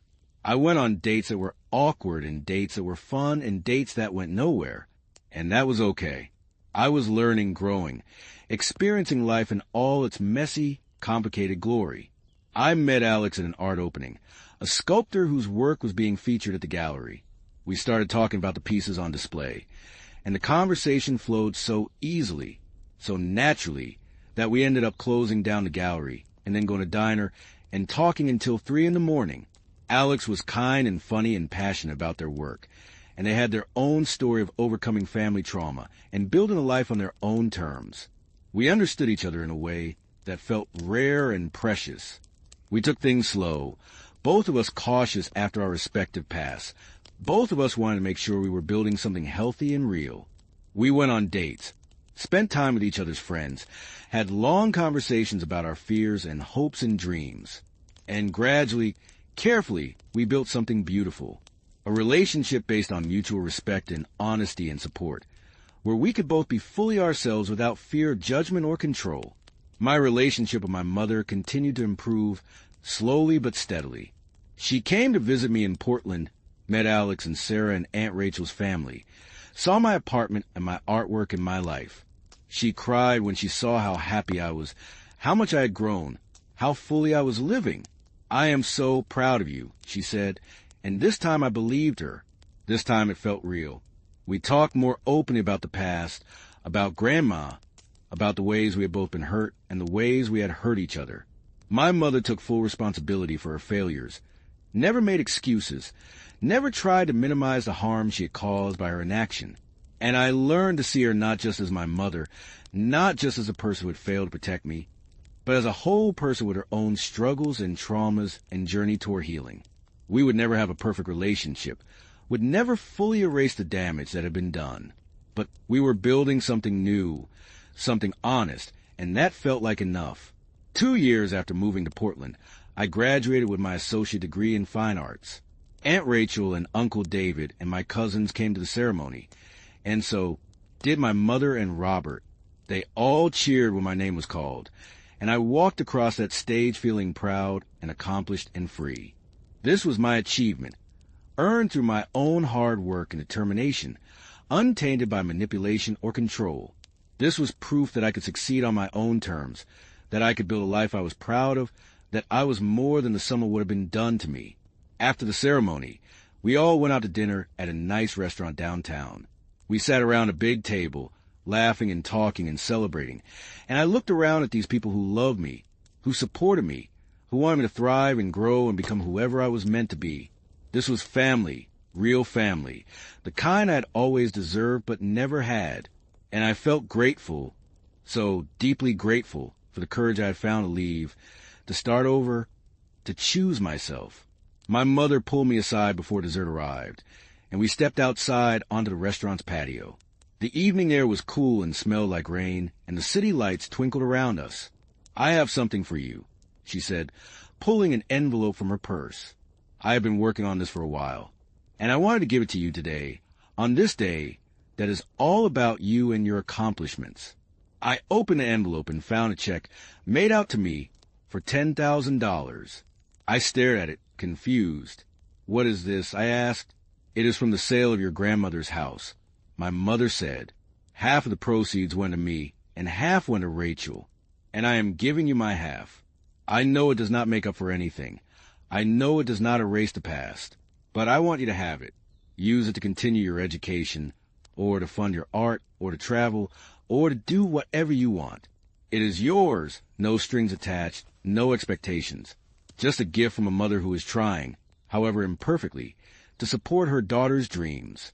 I felt tears spring to my eyes, and I hugged her tightly. "Thank you," I whispered. "Thank you for this, and for everything you've been doing, all the work you've been putting in. I see it. I see you trying, and it means everything." She hugged me back just as tightly, and we stood there for a long moment, mother and daughter, both of us healing, both of us growing, both of us learning what it meant to love without control, to support without manipulation, to be family in the truest, healthiest sense of the word. I used the money to enroll in a bachelor's degree program at Portland State University, majoring in fine arts with a focus on painting. It was terrifying and exhilarating, being a full-time student again, being surrounded by people who were so talented and passionate and driven. But I belonged there. I knew I belonged there. And every day I showed up to class, every piece I created, every critique I participated in, I felt more and more like myself, like the person I had always been meant to be was finally emerging, finally getting the chance to exist fully and freely. I also started volunteering at a local organization that helped young people from abusive or controlling families. I shared my story, offered support and resources, helped them see that they were not alone, that they could break free, that there was life and hope and possibility on the other side of that fear. It was hard work, emotionally draining, but also deeply fulfilling. Every young person I helped felt like a small victory, like proof that the pain I had experienced could be transformed into something meaningful, something that helped others. 3 years after leaving my hometown, I had my first solo exhibition at a small but respected gallery in Portland. The show was called Breaking Free, and every piece explored different aspects of my journey, from the suffocating control of my childhood to the painful process of breaking away to the joy and freedom of building my own life. The opening night was packed with people, friends and classmates and strangers who had seen the promotional materials and were curious. I stood in the gallery surrounded by my work, by these pieces of my soul made visible, and I felt more vulnerable and more powerful than I ever had in my life. Alex stood beside me, holding my hand, offering quiet support. Sarah was there, and Aunt Rachel's whole family, and my mother and Robert. Margaret, my boss and mentor, gave a short speech about my work, about my growth as an artist, about the courage it took to create art this personal and raw. And then people wandered to the gallery, looking at my paintings, reading the descriptions, some of them crying, some of them nodding in recognition, some of them coming up to me afterward to share their own stories of family trauma and breaking free. I sold more than half the pieces that night, far more than I had expected, far more than I had dared to hope. But more important than the sales was a connection, the sense that my story, my pain, my journey had resonated with people, had helped them feel less alone, had maybe even inspired them to make their own changes, take their own risks, choose their own paths. At the end of the night, after everyone had left and the gallery was quiet again, I stood alone among the remaining paintings. I thought about the girl I had been, the one who had found those letters in the attic and had her whole world shattered.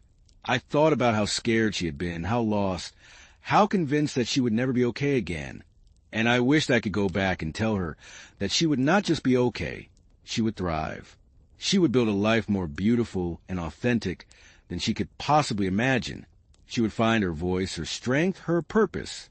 She would become herself, finally and fully, and it would be worth every moment of pain and fear and uncertainty. But I could not go back. None of us can. All we can do is move forward, one day at a time, one choice at a time, one brave step at a time. And that is what I was doing. That is what I would keep doing. Moving forward, building my life, becoming more fully myself with each passing day. I thought about Grandma sometimes, usually late at night when I could not sleep, when old memories would surface unbidden. I thought about the complexity of her, the way she had been both loving and cruel, both generous and controlling, both a source of comfort and a source of pain. I thought about how she had been shaped by her own trauma, her own difficult life, her own fears and insecurities. I thought about how hurt people, how cycles of abuse and control get passed down through generations until someone is brave enough or desperate enough to break them. I did not hate her anymore. I had moved beyond hate into something more complicated, more nuanced. I felt sadness for her, for the life she had lived, for the relationships she had destroyed through her need for control. I felt gratitude, strangely enough, because her manipulation had ultimately pushed me to find my own strength, to discover who I really was, to build a life I loved. I felt compassion, because I understood now that she had been trapped too, trapped by her own fears and beliefs and inability to change. And I felt free, finally free, because I had broken a cycle, had refused to let her control define me, had chosen a different path. My mother and I talked about Grandma sometimes, sharing memories, trying to understand her, trying to make sense of the complicated legacy she had left behind. We talked about the good things too, the moments that had been genuine, the ways she had helped us even as she hurt us. We tried to hold both truths at once, the love and the harm, the gratitude and the anger, the connection and the need for distance. It was not easy, but it was honest, and honesty was what we were building our new relationship on. For years after finding the letters, I was invited to speak at a conference about family trauma and recovery. I stood on a stage in front of hundreds of people and told my story, from the discovery in the attic to the confrontation with Grandma to the decision to leave the slow, difficult process of healing and rebuilding. I talked about the importance of boundaries, of therapy, of finding people who support you unconditionally. I talked about the courage it takes to choose yourself, to walk away from family when family is toxic, to build a new life from scratch. And I talked about hope, about the possibility of healing, about the truth that you can survive and even thrive after trauma if you're willing to do the work. The response was overwhelming. People came up to me afterward with tears in their eyes, thanking me for sharing, telling me their own stories, asking for advice and resources. I exchanged contact information with dozens of people, connected them with therapists and support groups and organizations that could help. And I felt more strongly than ever that my pain had purpose, that my journey could help light the way for others who were still trapped, still suffering, still believing that there was no way out. Alex and I moved in together, into a little house with a yard and a studio space where we could both work on our art. We adopted a dog, a scruffy mutt from the shelter who had his own trauma history and needed patience, consistent love to learn to trust again. We built a life together that was quiet and creative and full of love, a life where we could both be fully ourselves, where we supported each other's dreams and respected each other's boundaries, and created a home that felt safe and nurturing and real. I finished my bachelor's degree and was accepted into a master's program in fine arts. I continued to create, to exhibit, to sell my work. I continued to volunteer, to speak, to share my story. I continued to go to therapy, to do the work of healing, to peel back layers and discover new truths about myself. And I continue to build relationships with my family, the family I had been born into and the family I had chosen, navigating the complicated terrain of love and hurt and forgiveness and boundaries. My mother and I reached a place of genuine closeness, different from what we might have had if things had been different, but real and valuable in its own right. We talked regularly, visited each other a few times a year, celebrated holidays together. She met Alex's family, and they got along wonderfully. She continued her own therapy, her own growth, her own journey toward becoming the person she wanted to be. And I was proud of her, genuinely proud, for having the courage to change, to face her own failures, to do better.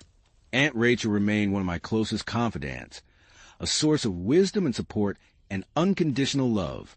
My cousins grew up knowing me as a real presence in their lives, not just a distant relative they heard about occasionally. I was there for birthdays and school plays and family dinners, part of the fabric of their lives in a way I had never been part of any family before. And that felt precious, sacred, like proof that healthy family relationships were possible, that love did not have to come with control, that I could be part of something good and nurturing and real. 5 years after finding the letters, I was sitting in my studio working on a new series of paintings when my phone rang. It was a number I did not recognize, but something made me answer it. A woman's voice came through, hesitant and nervous. "Is this the person who spoke at the Family Trauma Recovery Conference last year?" She asked. "Yes," I said. "That is me." The woman started crying, and through her tears she told me her story. It was eerily similar to mine, a grandmother who had controlled and manipulated her entire family, who had convinced her she was not good enough, not capable enough, not worthy enough.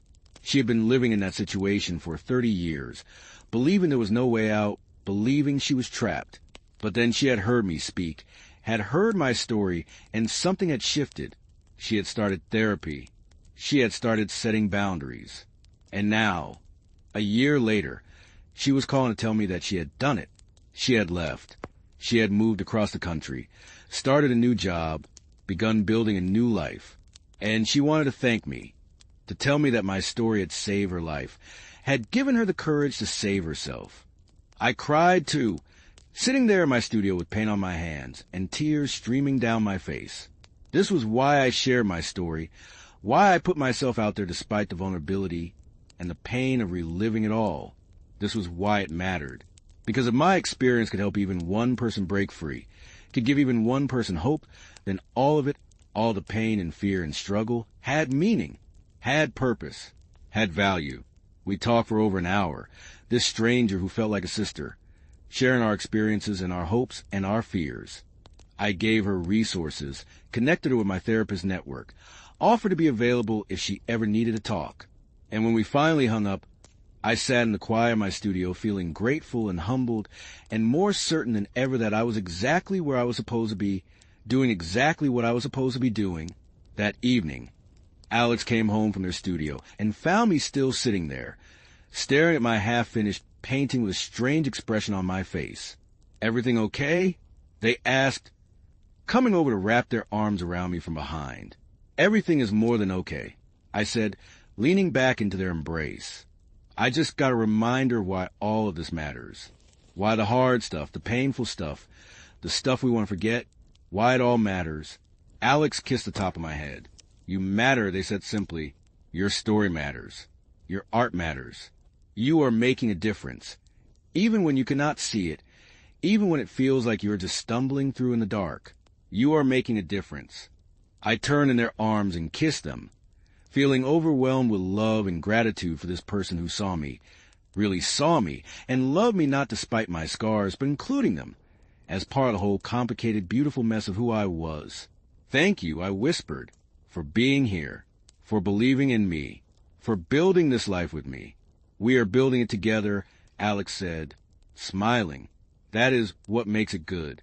6 years after finding the letters, I defended my master's thesis, a series of large-scale paintings exploring themes of identity, control, freedom, and transformation. The defense went well, my committee was impressed, and I graduated with honors. My mother and Aunt Rachel and Alex and Sarah and so many other people who had become important to me over the years all came to the graduation ceremony. We celebrated afterward with champagne and cake and laughter, and I felt proud and accomplished and deeply, deeply happy. I was offered a teaching position at a community college, teaching introductory art classes to students of all ages and backgrounds. I accepted, excited by the opportunity to share my love of art, to help other people discover their own creativity, to be the kind of teacher and mentor I wished I had had when I was younger. My students were diverse and wonderful, from teenagers just out of high school to retirees, exploring new passions to people in their 30s and 40s making career changes or pursuing long-deferred dreams. I loved teaching them, loved watching them discover their own voices, their own styles, their own confidence. I continued to create my own work, continued to exhibit, continued to build my reputation as an artist. My work was featured in several group shows and a few more solo exhibitions. I was interviewed for art magazines and podcasts, asked to speak at more conferences and events. I was building a real career, doing something I loved, something that mattered to me, something that was entirely mine. And through it all, I kept doing the work of healing. Therapy continued, though less frequently now, more as maintenance than crisis management. I had learned to recognize my triggers, to manage my anxiety, to challenge the negative thoughts that still sometimes crept in, echoes of Grandma's voice telling me I was not good enough. I had learned to validate myself, to trust my own judgment, to know my own worth independent of anyone else's opinion. It was ongoing work, would probably always be ongoing work, but it got easier with time, with practice, with the accumulation of evidence that I was capable and strong and worthy. 7 years after finding the letters, Alex and I got married in a small ceremony in Aunt Rachel's backyard. It was intimate and beautiful. Just close friends and family, everyone who mattered most to us. My mother walked me down the aisle, and I saw tears in her eyes, tears of joy and pride, and maybe a little bit of sadness for all the years we had lost, all the pain we had been through. But mostly joy, mostly pride, mostly love. We exchanged vows we had written ourselves, promising to support each other's growth, to respect each other's boundaries, to build a life based on honesty and trust and mutual respect. We promised to break the cycles of our past, to create something new and healthy, to be partners in the truest sense of the word. And as I looked into Alex's eyes and spoke those words, I felt more certain than I had ever felt about anything. This was right. This was real. This was the life I was meant to live. The reception was full of laughter and dancing and toasts that made everyone cry and then laugh again. Aunt Rachel gave a speech about watching me transform from a scared, lost young woman into someone confident and strong and radiant. My mother gave a speech about redemption and second chances and the power of choosing to change. Sarah gave a speech about friendship and found family and the importance of surrounding yourself with people who see you and love you for who you really are. And Alex's best friend gave a speech about true love and partnership and how rare and precious it is to find someone who makes you better, who challenges you to grow, who loves you not despite your flaws, but including them. As the sun set and the fairy lights came on in the trees, and everyone danced and celebrated, I stood at the edge of the yard for a moment, just taking it all in. This was my life. This was my family, the one I had been born into and the one I had chosen, and the one I had built with Alex. This was my community, people who supported me and believed in me and wanted me to thrive. This was my future, full of possibility and hope and love. And I had created it, had fought for it, had refused to let my past define my future. I thought about Grandma then, briefly, wondering what she would think if she could see me now. Would she be proud? Would she be angry? Would she understand, finally, that her control had not protected me, but had nearly destroyed me, and that letting go, breaking free, had been the best thing I could have done? I would never know. But I also realized, standing there in the warm evening air surrounded by love and joy, that it did not matter. Her opinion, her approval, her judgment, none of it mattered anymore. I had found my own worth, my own voice, my own path. And that was enough. That was everything. Alex came up behind me and wrapped their arms around my waist. What are you thinking about? They asked softly. I am thinking about how far I have come, I said, leaning back against them. How different my life is now from what it was, from what it might have been. I am thinking about how grateful I am for all of it, even the hard parts, even the painful parts, because they led me here, to this moment, to this life, to you. Alex kissed my neck gently. I am grateful too, they said, for you, for us, for this beautiful, complicated journey we are on together. I love you so much. I love you too, I said, turning in their arms to kiss them properly. And then we went back to the party, back to our friends and family, back to the celebration of our love and our life and our future. 8 years after finding the letters, I published a memoir. It was something I had been working on for years, writing and rewriting, trying to find the right words to tell my story in a way that was honest and raw, but also hopeful. The book detailed everything, from my childhood under Grandma's control to the discovery of the letters to the painful process of breaking free and rebuilding my life. I wrote about the therapy, the struggles, the setbacks and breakthroughs. I wrote about my mother's complicity and her eventual redemption. I wrote about Aunt Rachel's support and Alex's love and the community I had built. And I wrote about hope, about the possibility of healing, about the truth that you are not defined by what was done to you, but by what you choose to do next. The book was published by a small press that specialized in memoirs about trauma and recovery. I did not expect it to reach a wide audience. Was just grateful to have my story out there, to have it exist in the world as a testament to survival and resilience. But the book found its audience. It was reviewed positively, recommended by therapists and support groups, passed from hand to hand among people who recognize their own stories and mine. It sold steadily, not spectacularly, but enough to matter, enough to reach people who needed it.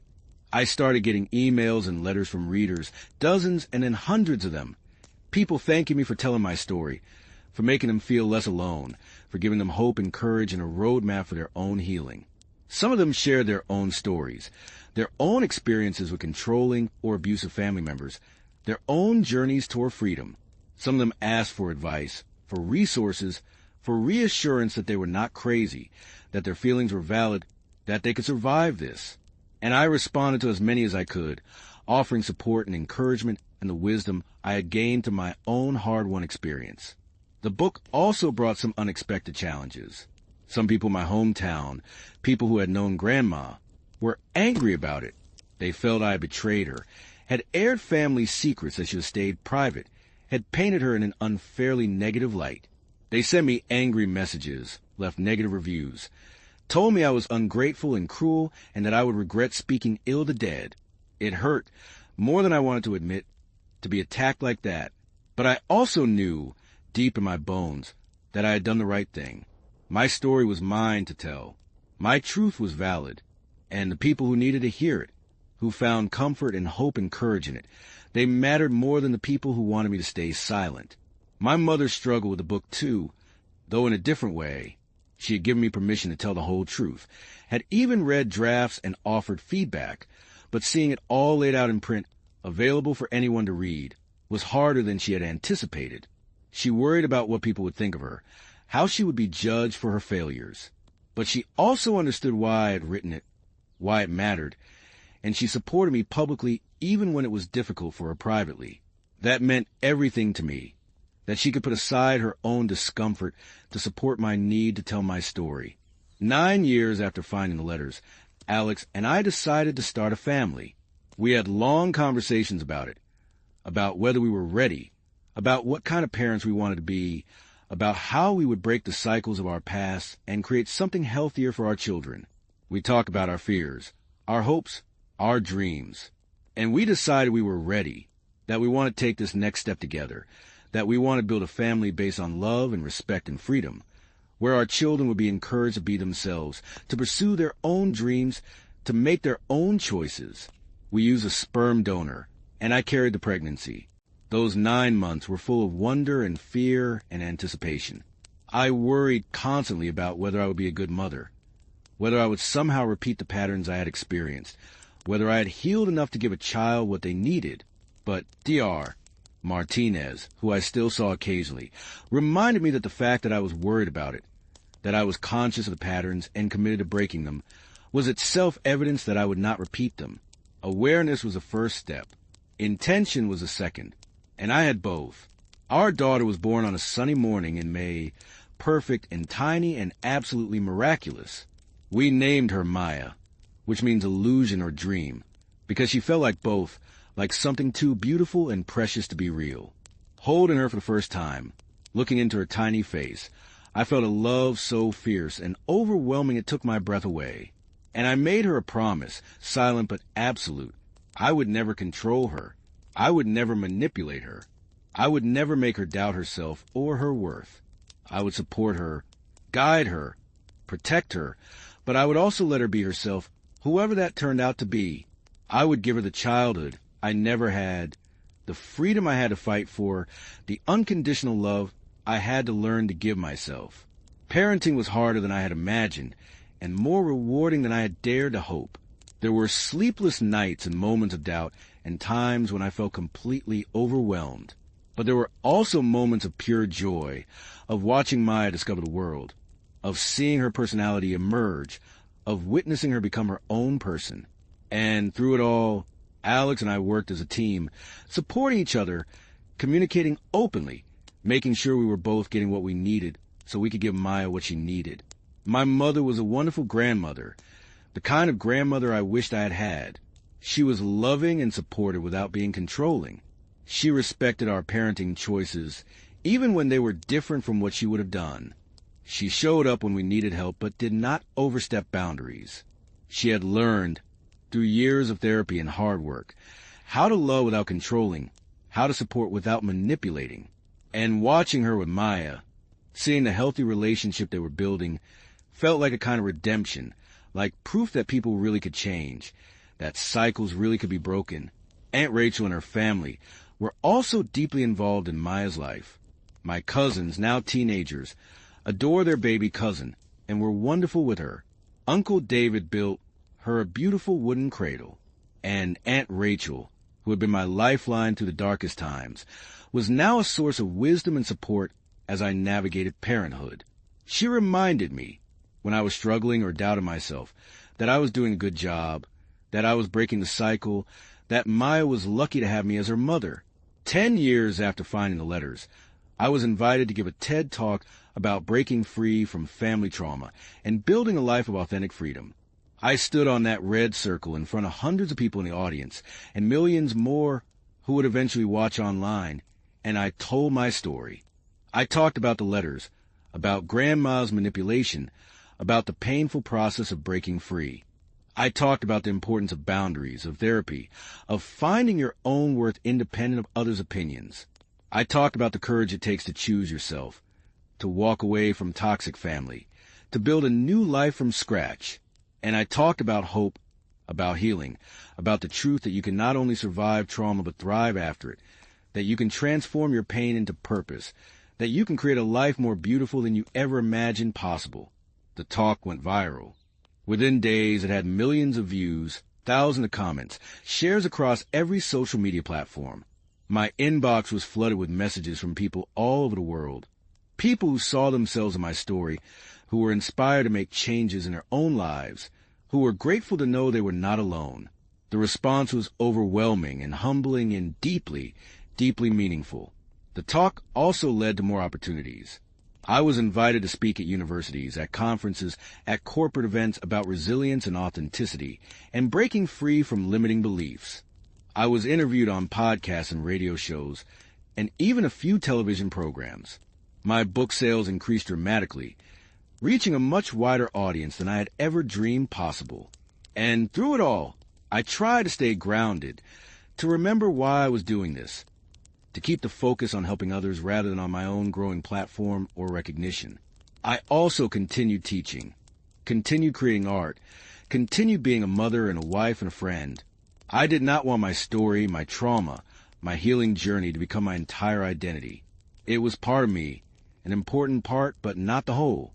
I was also an artist, a teacher, a parent, a partner, a friend. I was a person with hobbies and interests and quirks and flaws. I was complex and multifaceted and still growing, still learning, still becoming.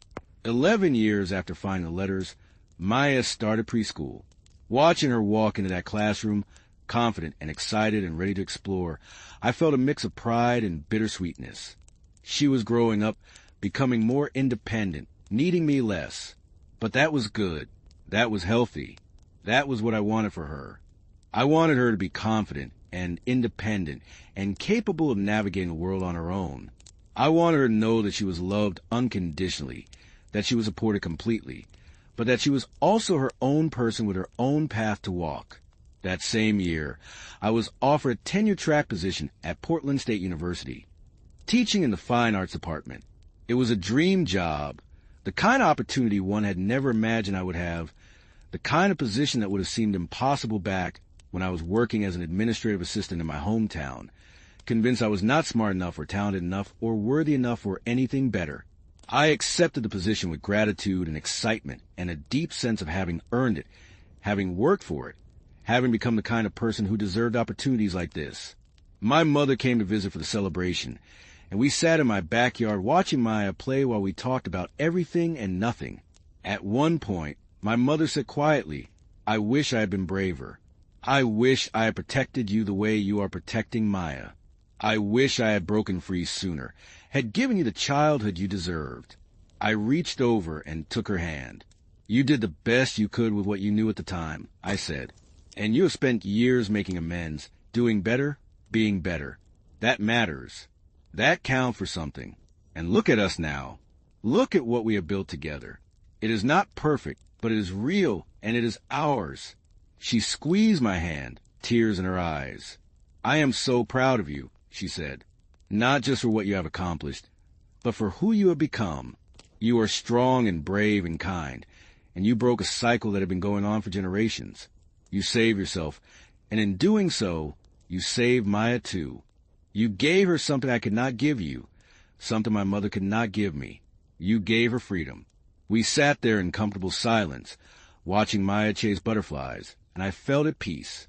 The past would always be part of me, would always have shaped me in ways both painful and profound. But it did not define me. It did not limit me. It did not control me.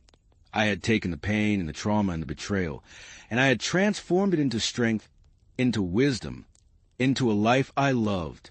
I had broken free. And in doing so, I had broken the cycle for my daughter, for future generations, for anyone who heard my story and found the courage to break free themselves. 12 years after finding the letters, I was sitting in my home studio working on a new series of paintings when Maya, now 3 years old, came running in with a drawing she had made. "Look, Mama," she said, holding it up proudly. "I made this for you." I took the drawing, a chaotic swirl of colors and shapes that only a 3-year-old could create, and I felt my heart swell with love. "This is beautiful," I said, and I meant it. "Tell me about it." She climbed into my lap and pointed at different parts of the drawing, explaining in her 3-year-old logic what each color and shape represented. "This is you, and this is me, and this is Mommy Alex, and we are all together and happy." And I felt tears prick at my eyes, because yes, That was exactly what we were, together and happy. A family built on love and respect and freedom, where everyone was encouraged to be themselves, to express themselves, to take up space and make noise and create and explore. That is perfect, I said, hugging her close. I am going to hang this right here in my studio, so I can see it every day while I work. She beamed at me, so proud, so confident, so secure in the knowledge that she was loved and valued and seen. And I thought about how different her childhood was from mine, how she would never know what it felt like to doubt her own worth, to question her own judgment, to feel like she had to earn love through compliance and perfection. She would have challenges. Of course, life would not be easy or perfect, but she would face those challenges with a strong foundation, with the knowledge that she was loved unconditionally, that she was supported completely, that she was free to be whoever she wanted to be. That evening, after Maya was in bed, Alex and I sat on our back porch with glasses of wine, watching the stars come out. We talked about our days, about Maya's latest antics, about our work and our plans and our dreams. And then Alex said, "You know what I love most about our life?" "What?" I asked, leaning against them. "That we build it ourselves," they said. "That we chose each other, chose this life, chose to create something different from what we were given. That we took all the broken pieces of our past and made something whole and beautiful. That we are breaking cycles and creating new patterns and giving Maya something neither of us had. That is pretty amazing." I smiled, feeling grateful and content and deeply, deeply happy. "It is amazing," I agreed, "and it is ours. We did this. We made this, and I would not change a single thing." We sat there in comfortable silence, holding hands, watching the stars, and I thought about the journey that had brought me here, from that dusty attic where I found the letters to this peaceful porch where I sat with my chosen family, from the scared, lost girl I had been to the confident, grounded woman I had become. It had been a long journey, a difficult journey, a journey full of pain and fear and uncertainty, but it had also been a journey of growth and healing and transformation, a journey toward freedom, a journey toward myself. And I realized, sitting there under the stars, that I had finally arrived, not at some perfect destination where everything was easy and nothing hurt, but at a place of peace, of authenticity, of wholeness. I knew who I was now. I knew what I wanted. I knew my worth. And I knew that no matter what challenges lay ahead, I had the strength and the tools and the support to face them. I had broken free from the chains of my past, and I was living a life that was truly, fully, authentically mine. The letters were still in a box in my closet, along with the letter my mother had written, her own account of what had happened, and her apology, and her commitment to doing better. I looked at them sometimes, not to torture myself, but to remember where I had come from, to remember what I had survived, to remember why it mattered to keep telling my story, to keep helping others, to keep breaking cycles and building something better. And someday when Maya was older, when she was ready, I would show her those letters. I would tell her the whole story, the painful truth of where she came from, the cycles that had been broken so she could be free, not to burden her with my trauma, but to give her context, to help her understand why we parented the way we did, why boundaries mattered, why authenticity mattered, why choosing yourself was not selfish but necessary. And I would tell her that she was a reason it had all been worth it, that she was a proof that healing was possible, that cycles could be broken, that love could be healthy and free and unconditional. But for now, she was just 3, innocent and joyful and blissfully unaware of the complicated history that had shaped her family. And that was exactly as it should be. She deserved a childhood full of love and security and freedom, a childhood where she could just be a kid, where she could explore and create and make mistakes and learn and grow without the weight of generational trauma pressing down on her. And Alex and I were committed to giving her that, to protect her innocence while also preparing her for the realities of the world, to raising her to be strong and kind and authentic and free. 13 years after finding the letters, I received an email from a woman who had read my book and watched my TED Talk. She wrote that she was a therapist who specialized in family trauma, and she wanted to know if I would be interested in collaborating on a workbook for people who were trying to break free from controlling or abusive family systems. The workbook will combine her clinical expertise with my lived experience, offering practical tools and exercises alongside personal stories and insights. It would be a resource for people who are just beginning their healing journey, a roadmap for navigating the difficult terrain of setting boundaries, processing trauma, and building a new life. I said yes immediately. The project took over a year to complete, countless hours of writing and revising and collaborating, but the result was something I was incredibly proud of. The workbook was comprehensive and compassionate, offering validation and support alongside practical strategies. It covered everything from recognizing manipulation to setting boundaries, to managing guilt, to building self-worth, to creating healthy relationships. And it was full of exercises and prompts and reflections designed to help readers do the deep work of healing and transformation. The workbook was published and received enthusiastically by therapists and readers alike. It became a resource used in therapy sessions, in support groups, in recovery programs. And once again, I received messages from people telling me how much it had helped them, how it had given them tools they desperately needed, how it had made them feel less alone and more hopeful. Each message was a reminder of why this work mattered, why sharing my story mattered, why transforming pain into purpose was not just healing for me, but potentially healing for countless others. 14 years after finding the letters, Maya started kindergarten. She was excited and confident, ready to learn and make friends and explore this new world. And watching her walk into that school, backpack bouncing, turn to wave at us with a huge smile before disappearing into the building, I felt a sense of completion. This was what breaking the cycle looked like. This was what healing looked like. This was what freedom looked like. A child who was secure and confident and loved, who knew her worth, who was encouraged to be herself, who had parents who supported her unconditionally, while also giving her the space to grow and become her own person. Alex and I held hands as we walked back to the car, both of us a little teary, both of us proud and grateful and aware of how lucky we were. We had built this, had created this life, had given our daughter something neither of us had received. And that felt like the greatest accomplishment of all, more meaningful than any career success or public recognition or personal achievement. We had broken the cycle. We had created something new. We had given Maya the gift of freedom. That afternoon, I went to visit my mother. She was still living in our hometown, but in a different house now, a small cottage she had bought after selling the house she had shared with Grandma for so many years. It was bright and cheerful, decorated with photos of Maya and artwork I had created and mementos from her travels with Robert.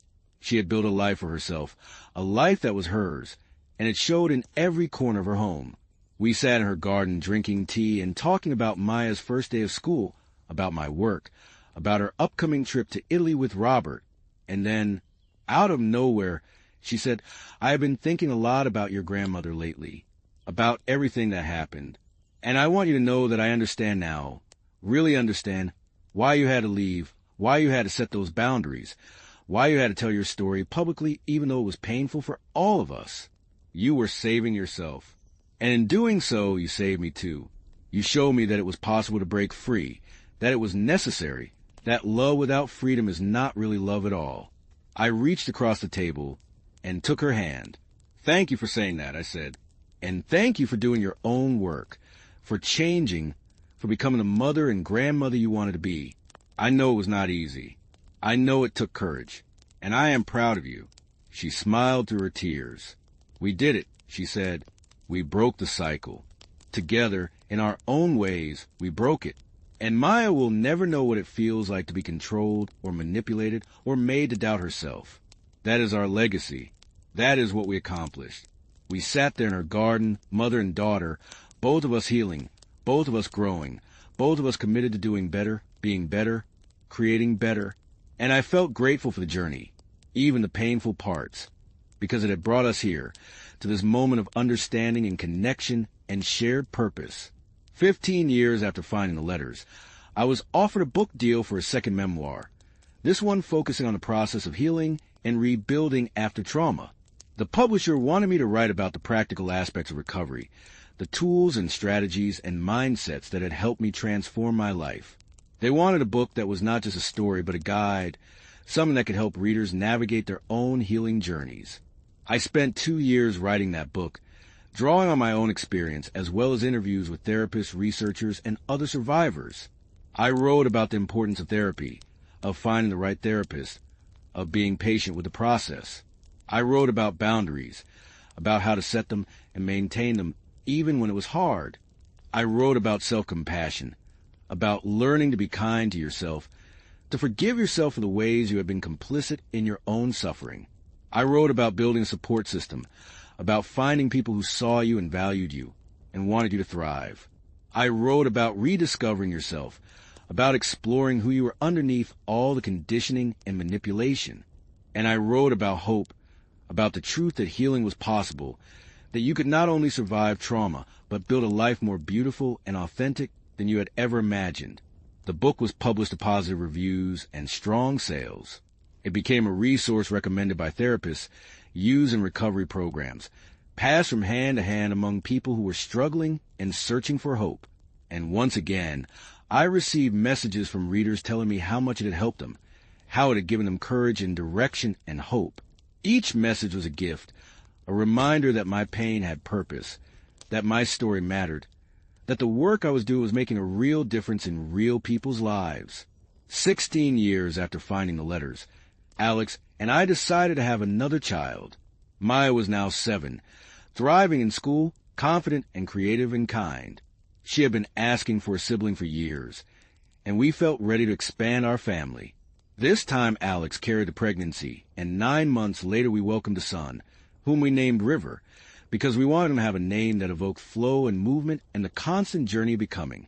River was different from Maya in temperament, quieter and more observant, but just as loved, just as cherished. And watching Maya with her baby brother, seeing how gentle and patient and loving she was with him, I felt overwhelmed with gratitude. This was what healthy family looked like. This was what love without control looked like. This was what we had built, what we had fought for, what we were passing on to the next generation. My mother was overjoyed to have another grandchild, and she was just as wonderful with River as she had been with Maya. She had fully embraced her role as the grandmother she wished she had had, the grandmother I wished I had had. And watching her with my children, seeing the healthy, loving relationships they were building, felt like a kind of healing, like proof that it was never too late to change, never too late to do better, never too late to break cycles and create something new. Aunt Rachel and her family remained deeply involved in our lives. My cousins, now young adults, were wonderful with Maya and River, playing with them and teaching them things and being the kind of extended family I had always wanted. Uncle David built River a matching cradle to the one he had built for Maya. And Aunt Rachel continued to be my rock, my confidant, my reminder that I was not alone, that I had family who loved me unconditionally, who supported me completely, who wanted nothing from me except my happiness and well-being. 17 years after finding the letters, I was invited to speak at the United Nations for International Women's Day. The theme was breaking cycles of abuse and empowering women to claim their autonomy, and they wanted me to share my story as an example of resilience and transformation. Standing on that stage, speaking to an audience of diplomats and activists and survivors from around the world, I felt the weight and the honor of the moment. My story, which had begun in a dusty attic in a small American town, was now being heard on a global stage, was contributing to a larger conversation about family trauma and healing and the importance of autonomy and freedom. I spoke about my grandmother, about the letters, about the manipulation and control. I spoke about the courage it took to leave, to set boundaries, to choose myself. I spoke about the healing process, about therapy and support in the slow, difficult work of rebuilding.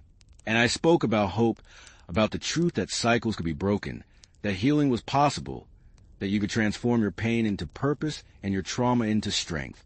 The response was overwhelming, a standing ovation that lasted several minutes. And afterward, I was surrounded by people wanting to share their own stories, to thank me, to tell me that my words had resonated with them, had given them hope, had inspired them to make changes in their own lives.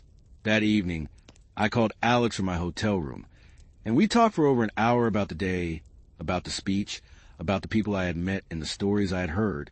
And Alex said, "You know what is amazing? You took something that was meant to destroy you, that was designed to keep you small and controlled and dependent, and you turned it into something that is helping people all over the world.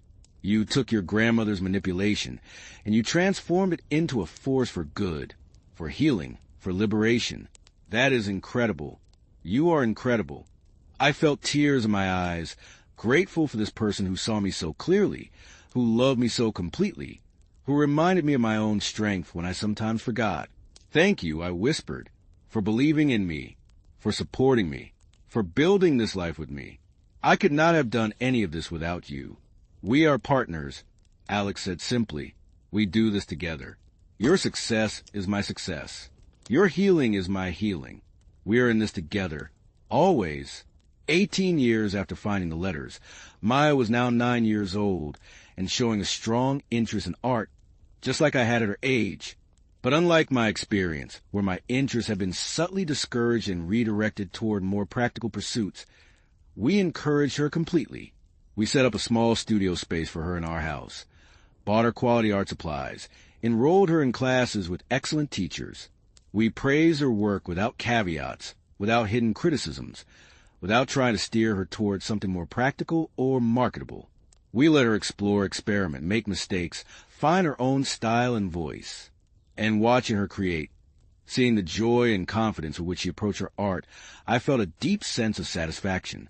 This was what it looked like to support a child's passions. This was what it looked like to let them be themselves. This was what I had never had but was determined to give my children.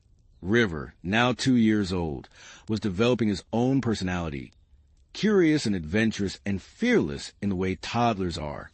He was different from Maya, would likely have different interests and passions, and we were committed to supporting him just as fully, to letting him be whoever he was meant to be, to giving him the same freedom and encouragement we gave his sister. 19 years after finding the letters, I was awarded an honorary doctorate from Portland State University for my contributions to the fields of art and trauma recovery. Standing on that stage in my doctoral robes, receiving the recognition and applause of my colleagues and students and community, I felt a sense of having come full circle.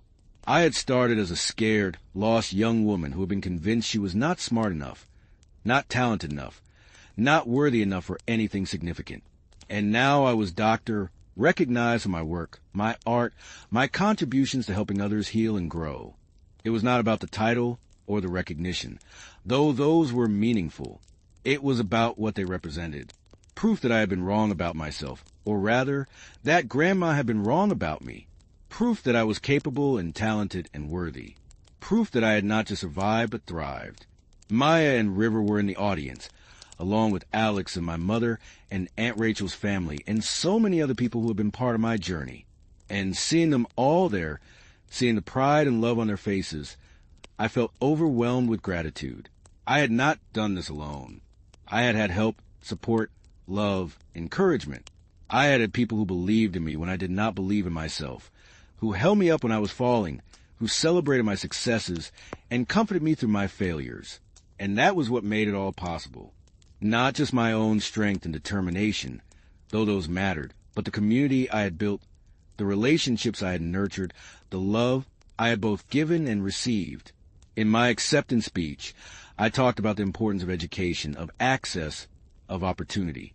I talked about how I had almost not pursued higher education, how I had been convinced I was not capable, how I had let fear and self-doubt hold me back.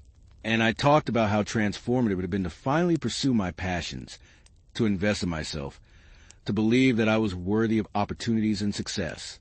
I encouraged the graduating students to pursue their dreams, to not let anyone, including themselves, convince them they were not capable or worthy.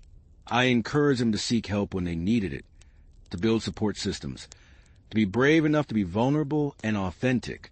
And I encourage them to use their education, their talents, their opportunities, not just for personal success, but to help others, to contribute to their communities, to make the world a little bit better than they found it. The speech was well received, and afterward many students came up to me to thank me, to share their own stories, to tell me that my words had resonated with them. And I felt once again that sense of purpose, that knowledge that my story, my pain, my journey had meaning beyond just my own healing. It was contributing to something larger, something that could help others, something that could create ripples of positive change. 20 years after finding the letters, I stood in my studio looking at a new series of paintings I had just completed. This series was different from my earlier work, less focused on pain and trauma, and more focused on joy and freedom and possibility. The paintings were bright and colorful and full of movement, depicting scenes of people dancing, creating, connecting, living fully and authentically. They represented where I was now, not just surviving but thriving, not just healing but celebrating, not just breaking free, but building something beautiful. I thought about that day in Grandma's attic, about finding those letters, about how my world had shattered in that moment. I thought about how scared I had been, how lost, how convinced that I would never be okay again. And I thought about everything that had happened since then, the journey I had been on, the person I had become. If I could go back and talk to that scared young woman, I would tell her that she was going to be okay, more than okay. I would tell her that the pain she was feeling was real and valid, but that it would not last forever, that she would heal, that she would grow, that she would build a life more beautiful than she could possibly imagine. I would tell her to be brave, to trust herself, to reach out for help, to keep going even when it felt impossible. I would tell her that she was stronger than she knew, more capable than she believed, more worthy than she had been taught. And I would tell her that 20 years from now, she would be standing in her own studio, surrounded by her own art, living a life she loved, and she would be grateful for every step of the journey, even the painful ones, because they would have led her here, to this moment, to this life, to this version of herself. Alex came to the studio and wrapped their arms around me from behind, resting their chin on my shoulder. "These are beautiful," they said, looking at the paintings. "Your best work yet, I think. They are so full of life, so full of joy. They are you, the real you, the you that was always there underneath all the pain and fear and doubt." I leaned back against them, feeling safe and loved and completely myself. "Thank you," I said, "for seeing me, for loving me, for helping me become this person." "You did the work," Alex said. "You became this person through your own courage and determination and willingness to heal. I just got to be here for the journey, and I am grateful for that. I am grateful for you, for us, for this beautiful life we have built together." We stood there in comfortable silence, looking at the paintings, and I felt a deep sense of peace. This was my life. This was who I was. This was what I had created from the ashes of my past. And it was good. It was more than good. It was everything I had ever wanted, and so much more than I had ever dared to hope for. That evening, we had a family dinner, all of us gathered around our big dining table. Maya and River were chattering about their days, talking over each other in their excitement to share. Alex was laughing at something River said. The smell of roasted chicken and vegetables filled the air.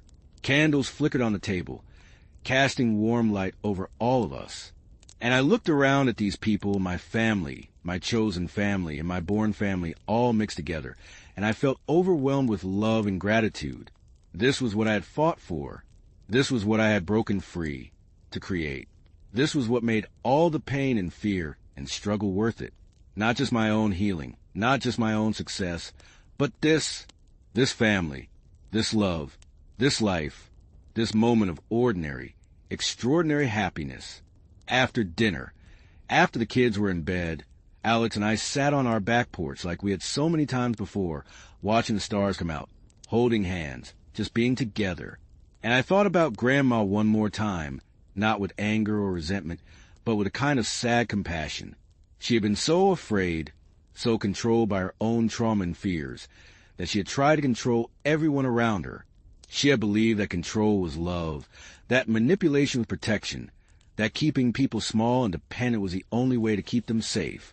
And in doing so, she had pushed away everyone she loved, had died alone and bitter, had left behind a legacy of pain and broken relationships. But she had also inadvertently given me a gift by trying to control me, by manipulating me, by making me doubt myself. She had pushed me to find my own strength, to discover who I really was, to build a life based on freedom and authenticity and choice. She had shown me, through negative example, exactly what kind of person I did not want to be, exactly what kind of relationships I did not want to have, exactly what kind of life I did not want to live. And in rejecting her way, I had found my own way. In breaking free from her control, I had found my freedom. In healing from her manipulation, I had found my authentic self. So in a strange way, I was grateful to her, not for what she did, which was wrong and harmful and inexcusable, but for what it taught me, for what it pushed me to become, for the journey it set me on. I would not wish that experience on anyone, would not want anyone to go through what I went through, but having gone through it, having survived it, having transformed it into something meaningful and purposeful, I could see the value in it. I could see how it had shaped me, strengthened me, made me who I was. And who I was, sitting there on that porch with my partner beside me and my children sleeping safely inside, and a life I loved stretching out before me, was someone I was proud to be. Someone strong and brave and authentic. Someone who had faced their demons and won. Someone who had broken cycles and created new patterns. Someone who had transformed pain into purpose and trauma into strength. Someone who was living fully and freely and authentically on her own terms, by her own rules, according to her own values. I squeezed Alex's hand, and they squeezed back, and we sat there in comfortable silence, watching the stars, feeling the cool evening breeze, listening to the sounds of the city around us. And I felt, in that moment, completely at peace, completely whole, completely myself. The journey had been long and difficult and painful, but I had made it. I had broken free. I had healed. I had built a life I loved. And that was everything. That was more than enough. That was exactly what I had been fighting for all along. The letters were still in their box in my closet, a reminder of where I had come from, what I had survived, what I had overcome. But they did not define me anymore. They were just part of my story, an important part, but not the whole story. The whole story included the breaking free, the healing, the rebuilding, the thriving. The whole story included this moment, this life, this family, this peace. The whole story was still being written, was still unfolding, was still full of possibility and hope and potential. And as I sat there under the stars with Alex beside me and my children sleeping safely inside and a future full of promise stretching out before me, I knew with absolute certainty that I was exactly where I was meant to be, exactly who I was meant to be, living exactly the life I was meant to live. Not the life Grandma had planned for me, not the life I had been manipulated into accepting, but my life, my choice, my freedom, my authentic, beautiful, hard-won, deeply cherished life. And that, more than anything else, more than any success or recognition or achievement, was the greatest victory of all. I had claimed my life. I had claimed myself. I had claimed my freedom. And no one, not Grandma, not anyone, could ever take that away from me again. I was free. Finally, fully, completely free. And I was never going back. 20 years after finding those letters in the attic, I was no longer the scared, lost young woman who had discovered her grandmother's betrayal. I was a mother, a wife, an artist, a teacher, an author, a speaker, an advocate. I was someone who had survived trauma and transformed it into purpose. I was someone who had broken cycles and created new patterns.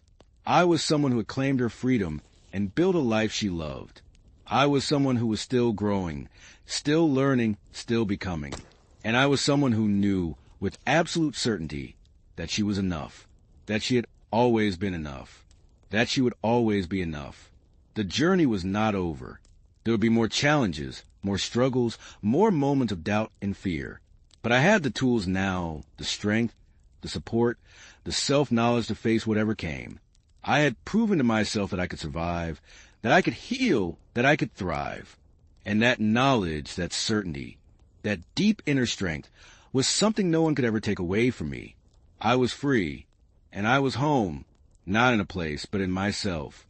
Finally, after all these years, after all this work, after all this pain and healing and growth, I was home in my own skin, in my own life, in my own truth. And that was the greatest gift I could have ever given myself. That was the legacy I would pass on to my children. That was the story I would continue to share with anyone who needed to hear it. The story of breaking free. The story of healing. The story of claiming your life and becoming yourself. The story of freedom.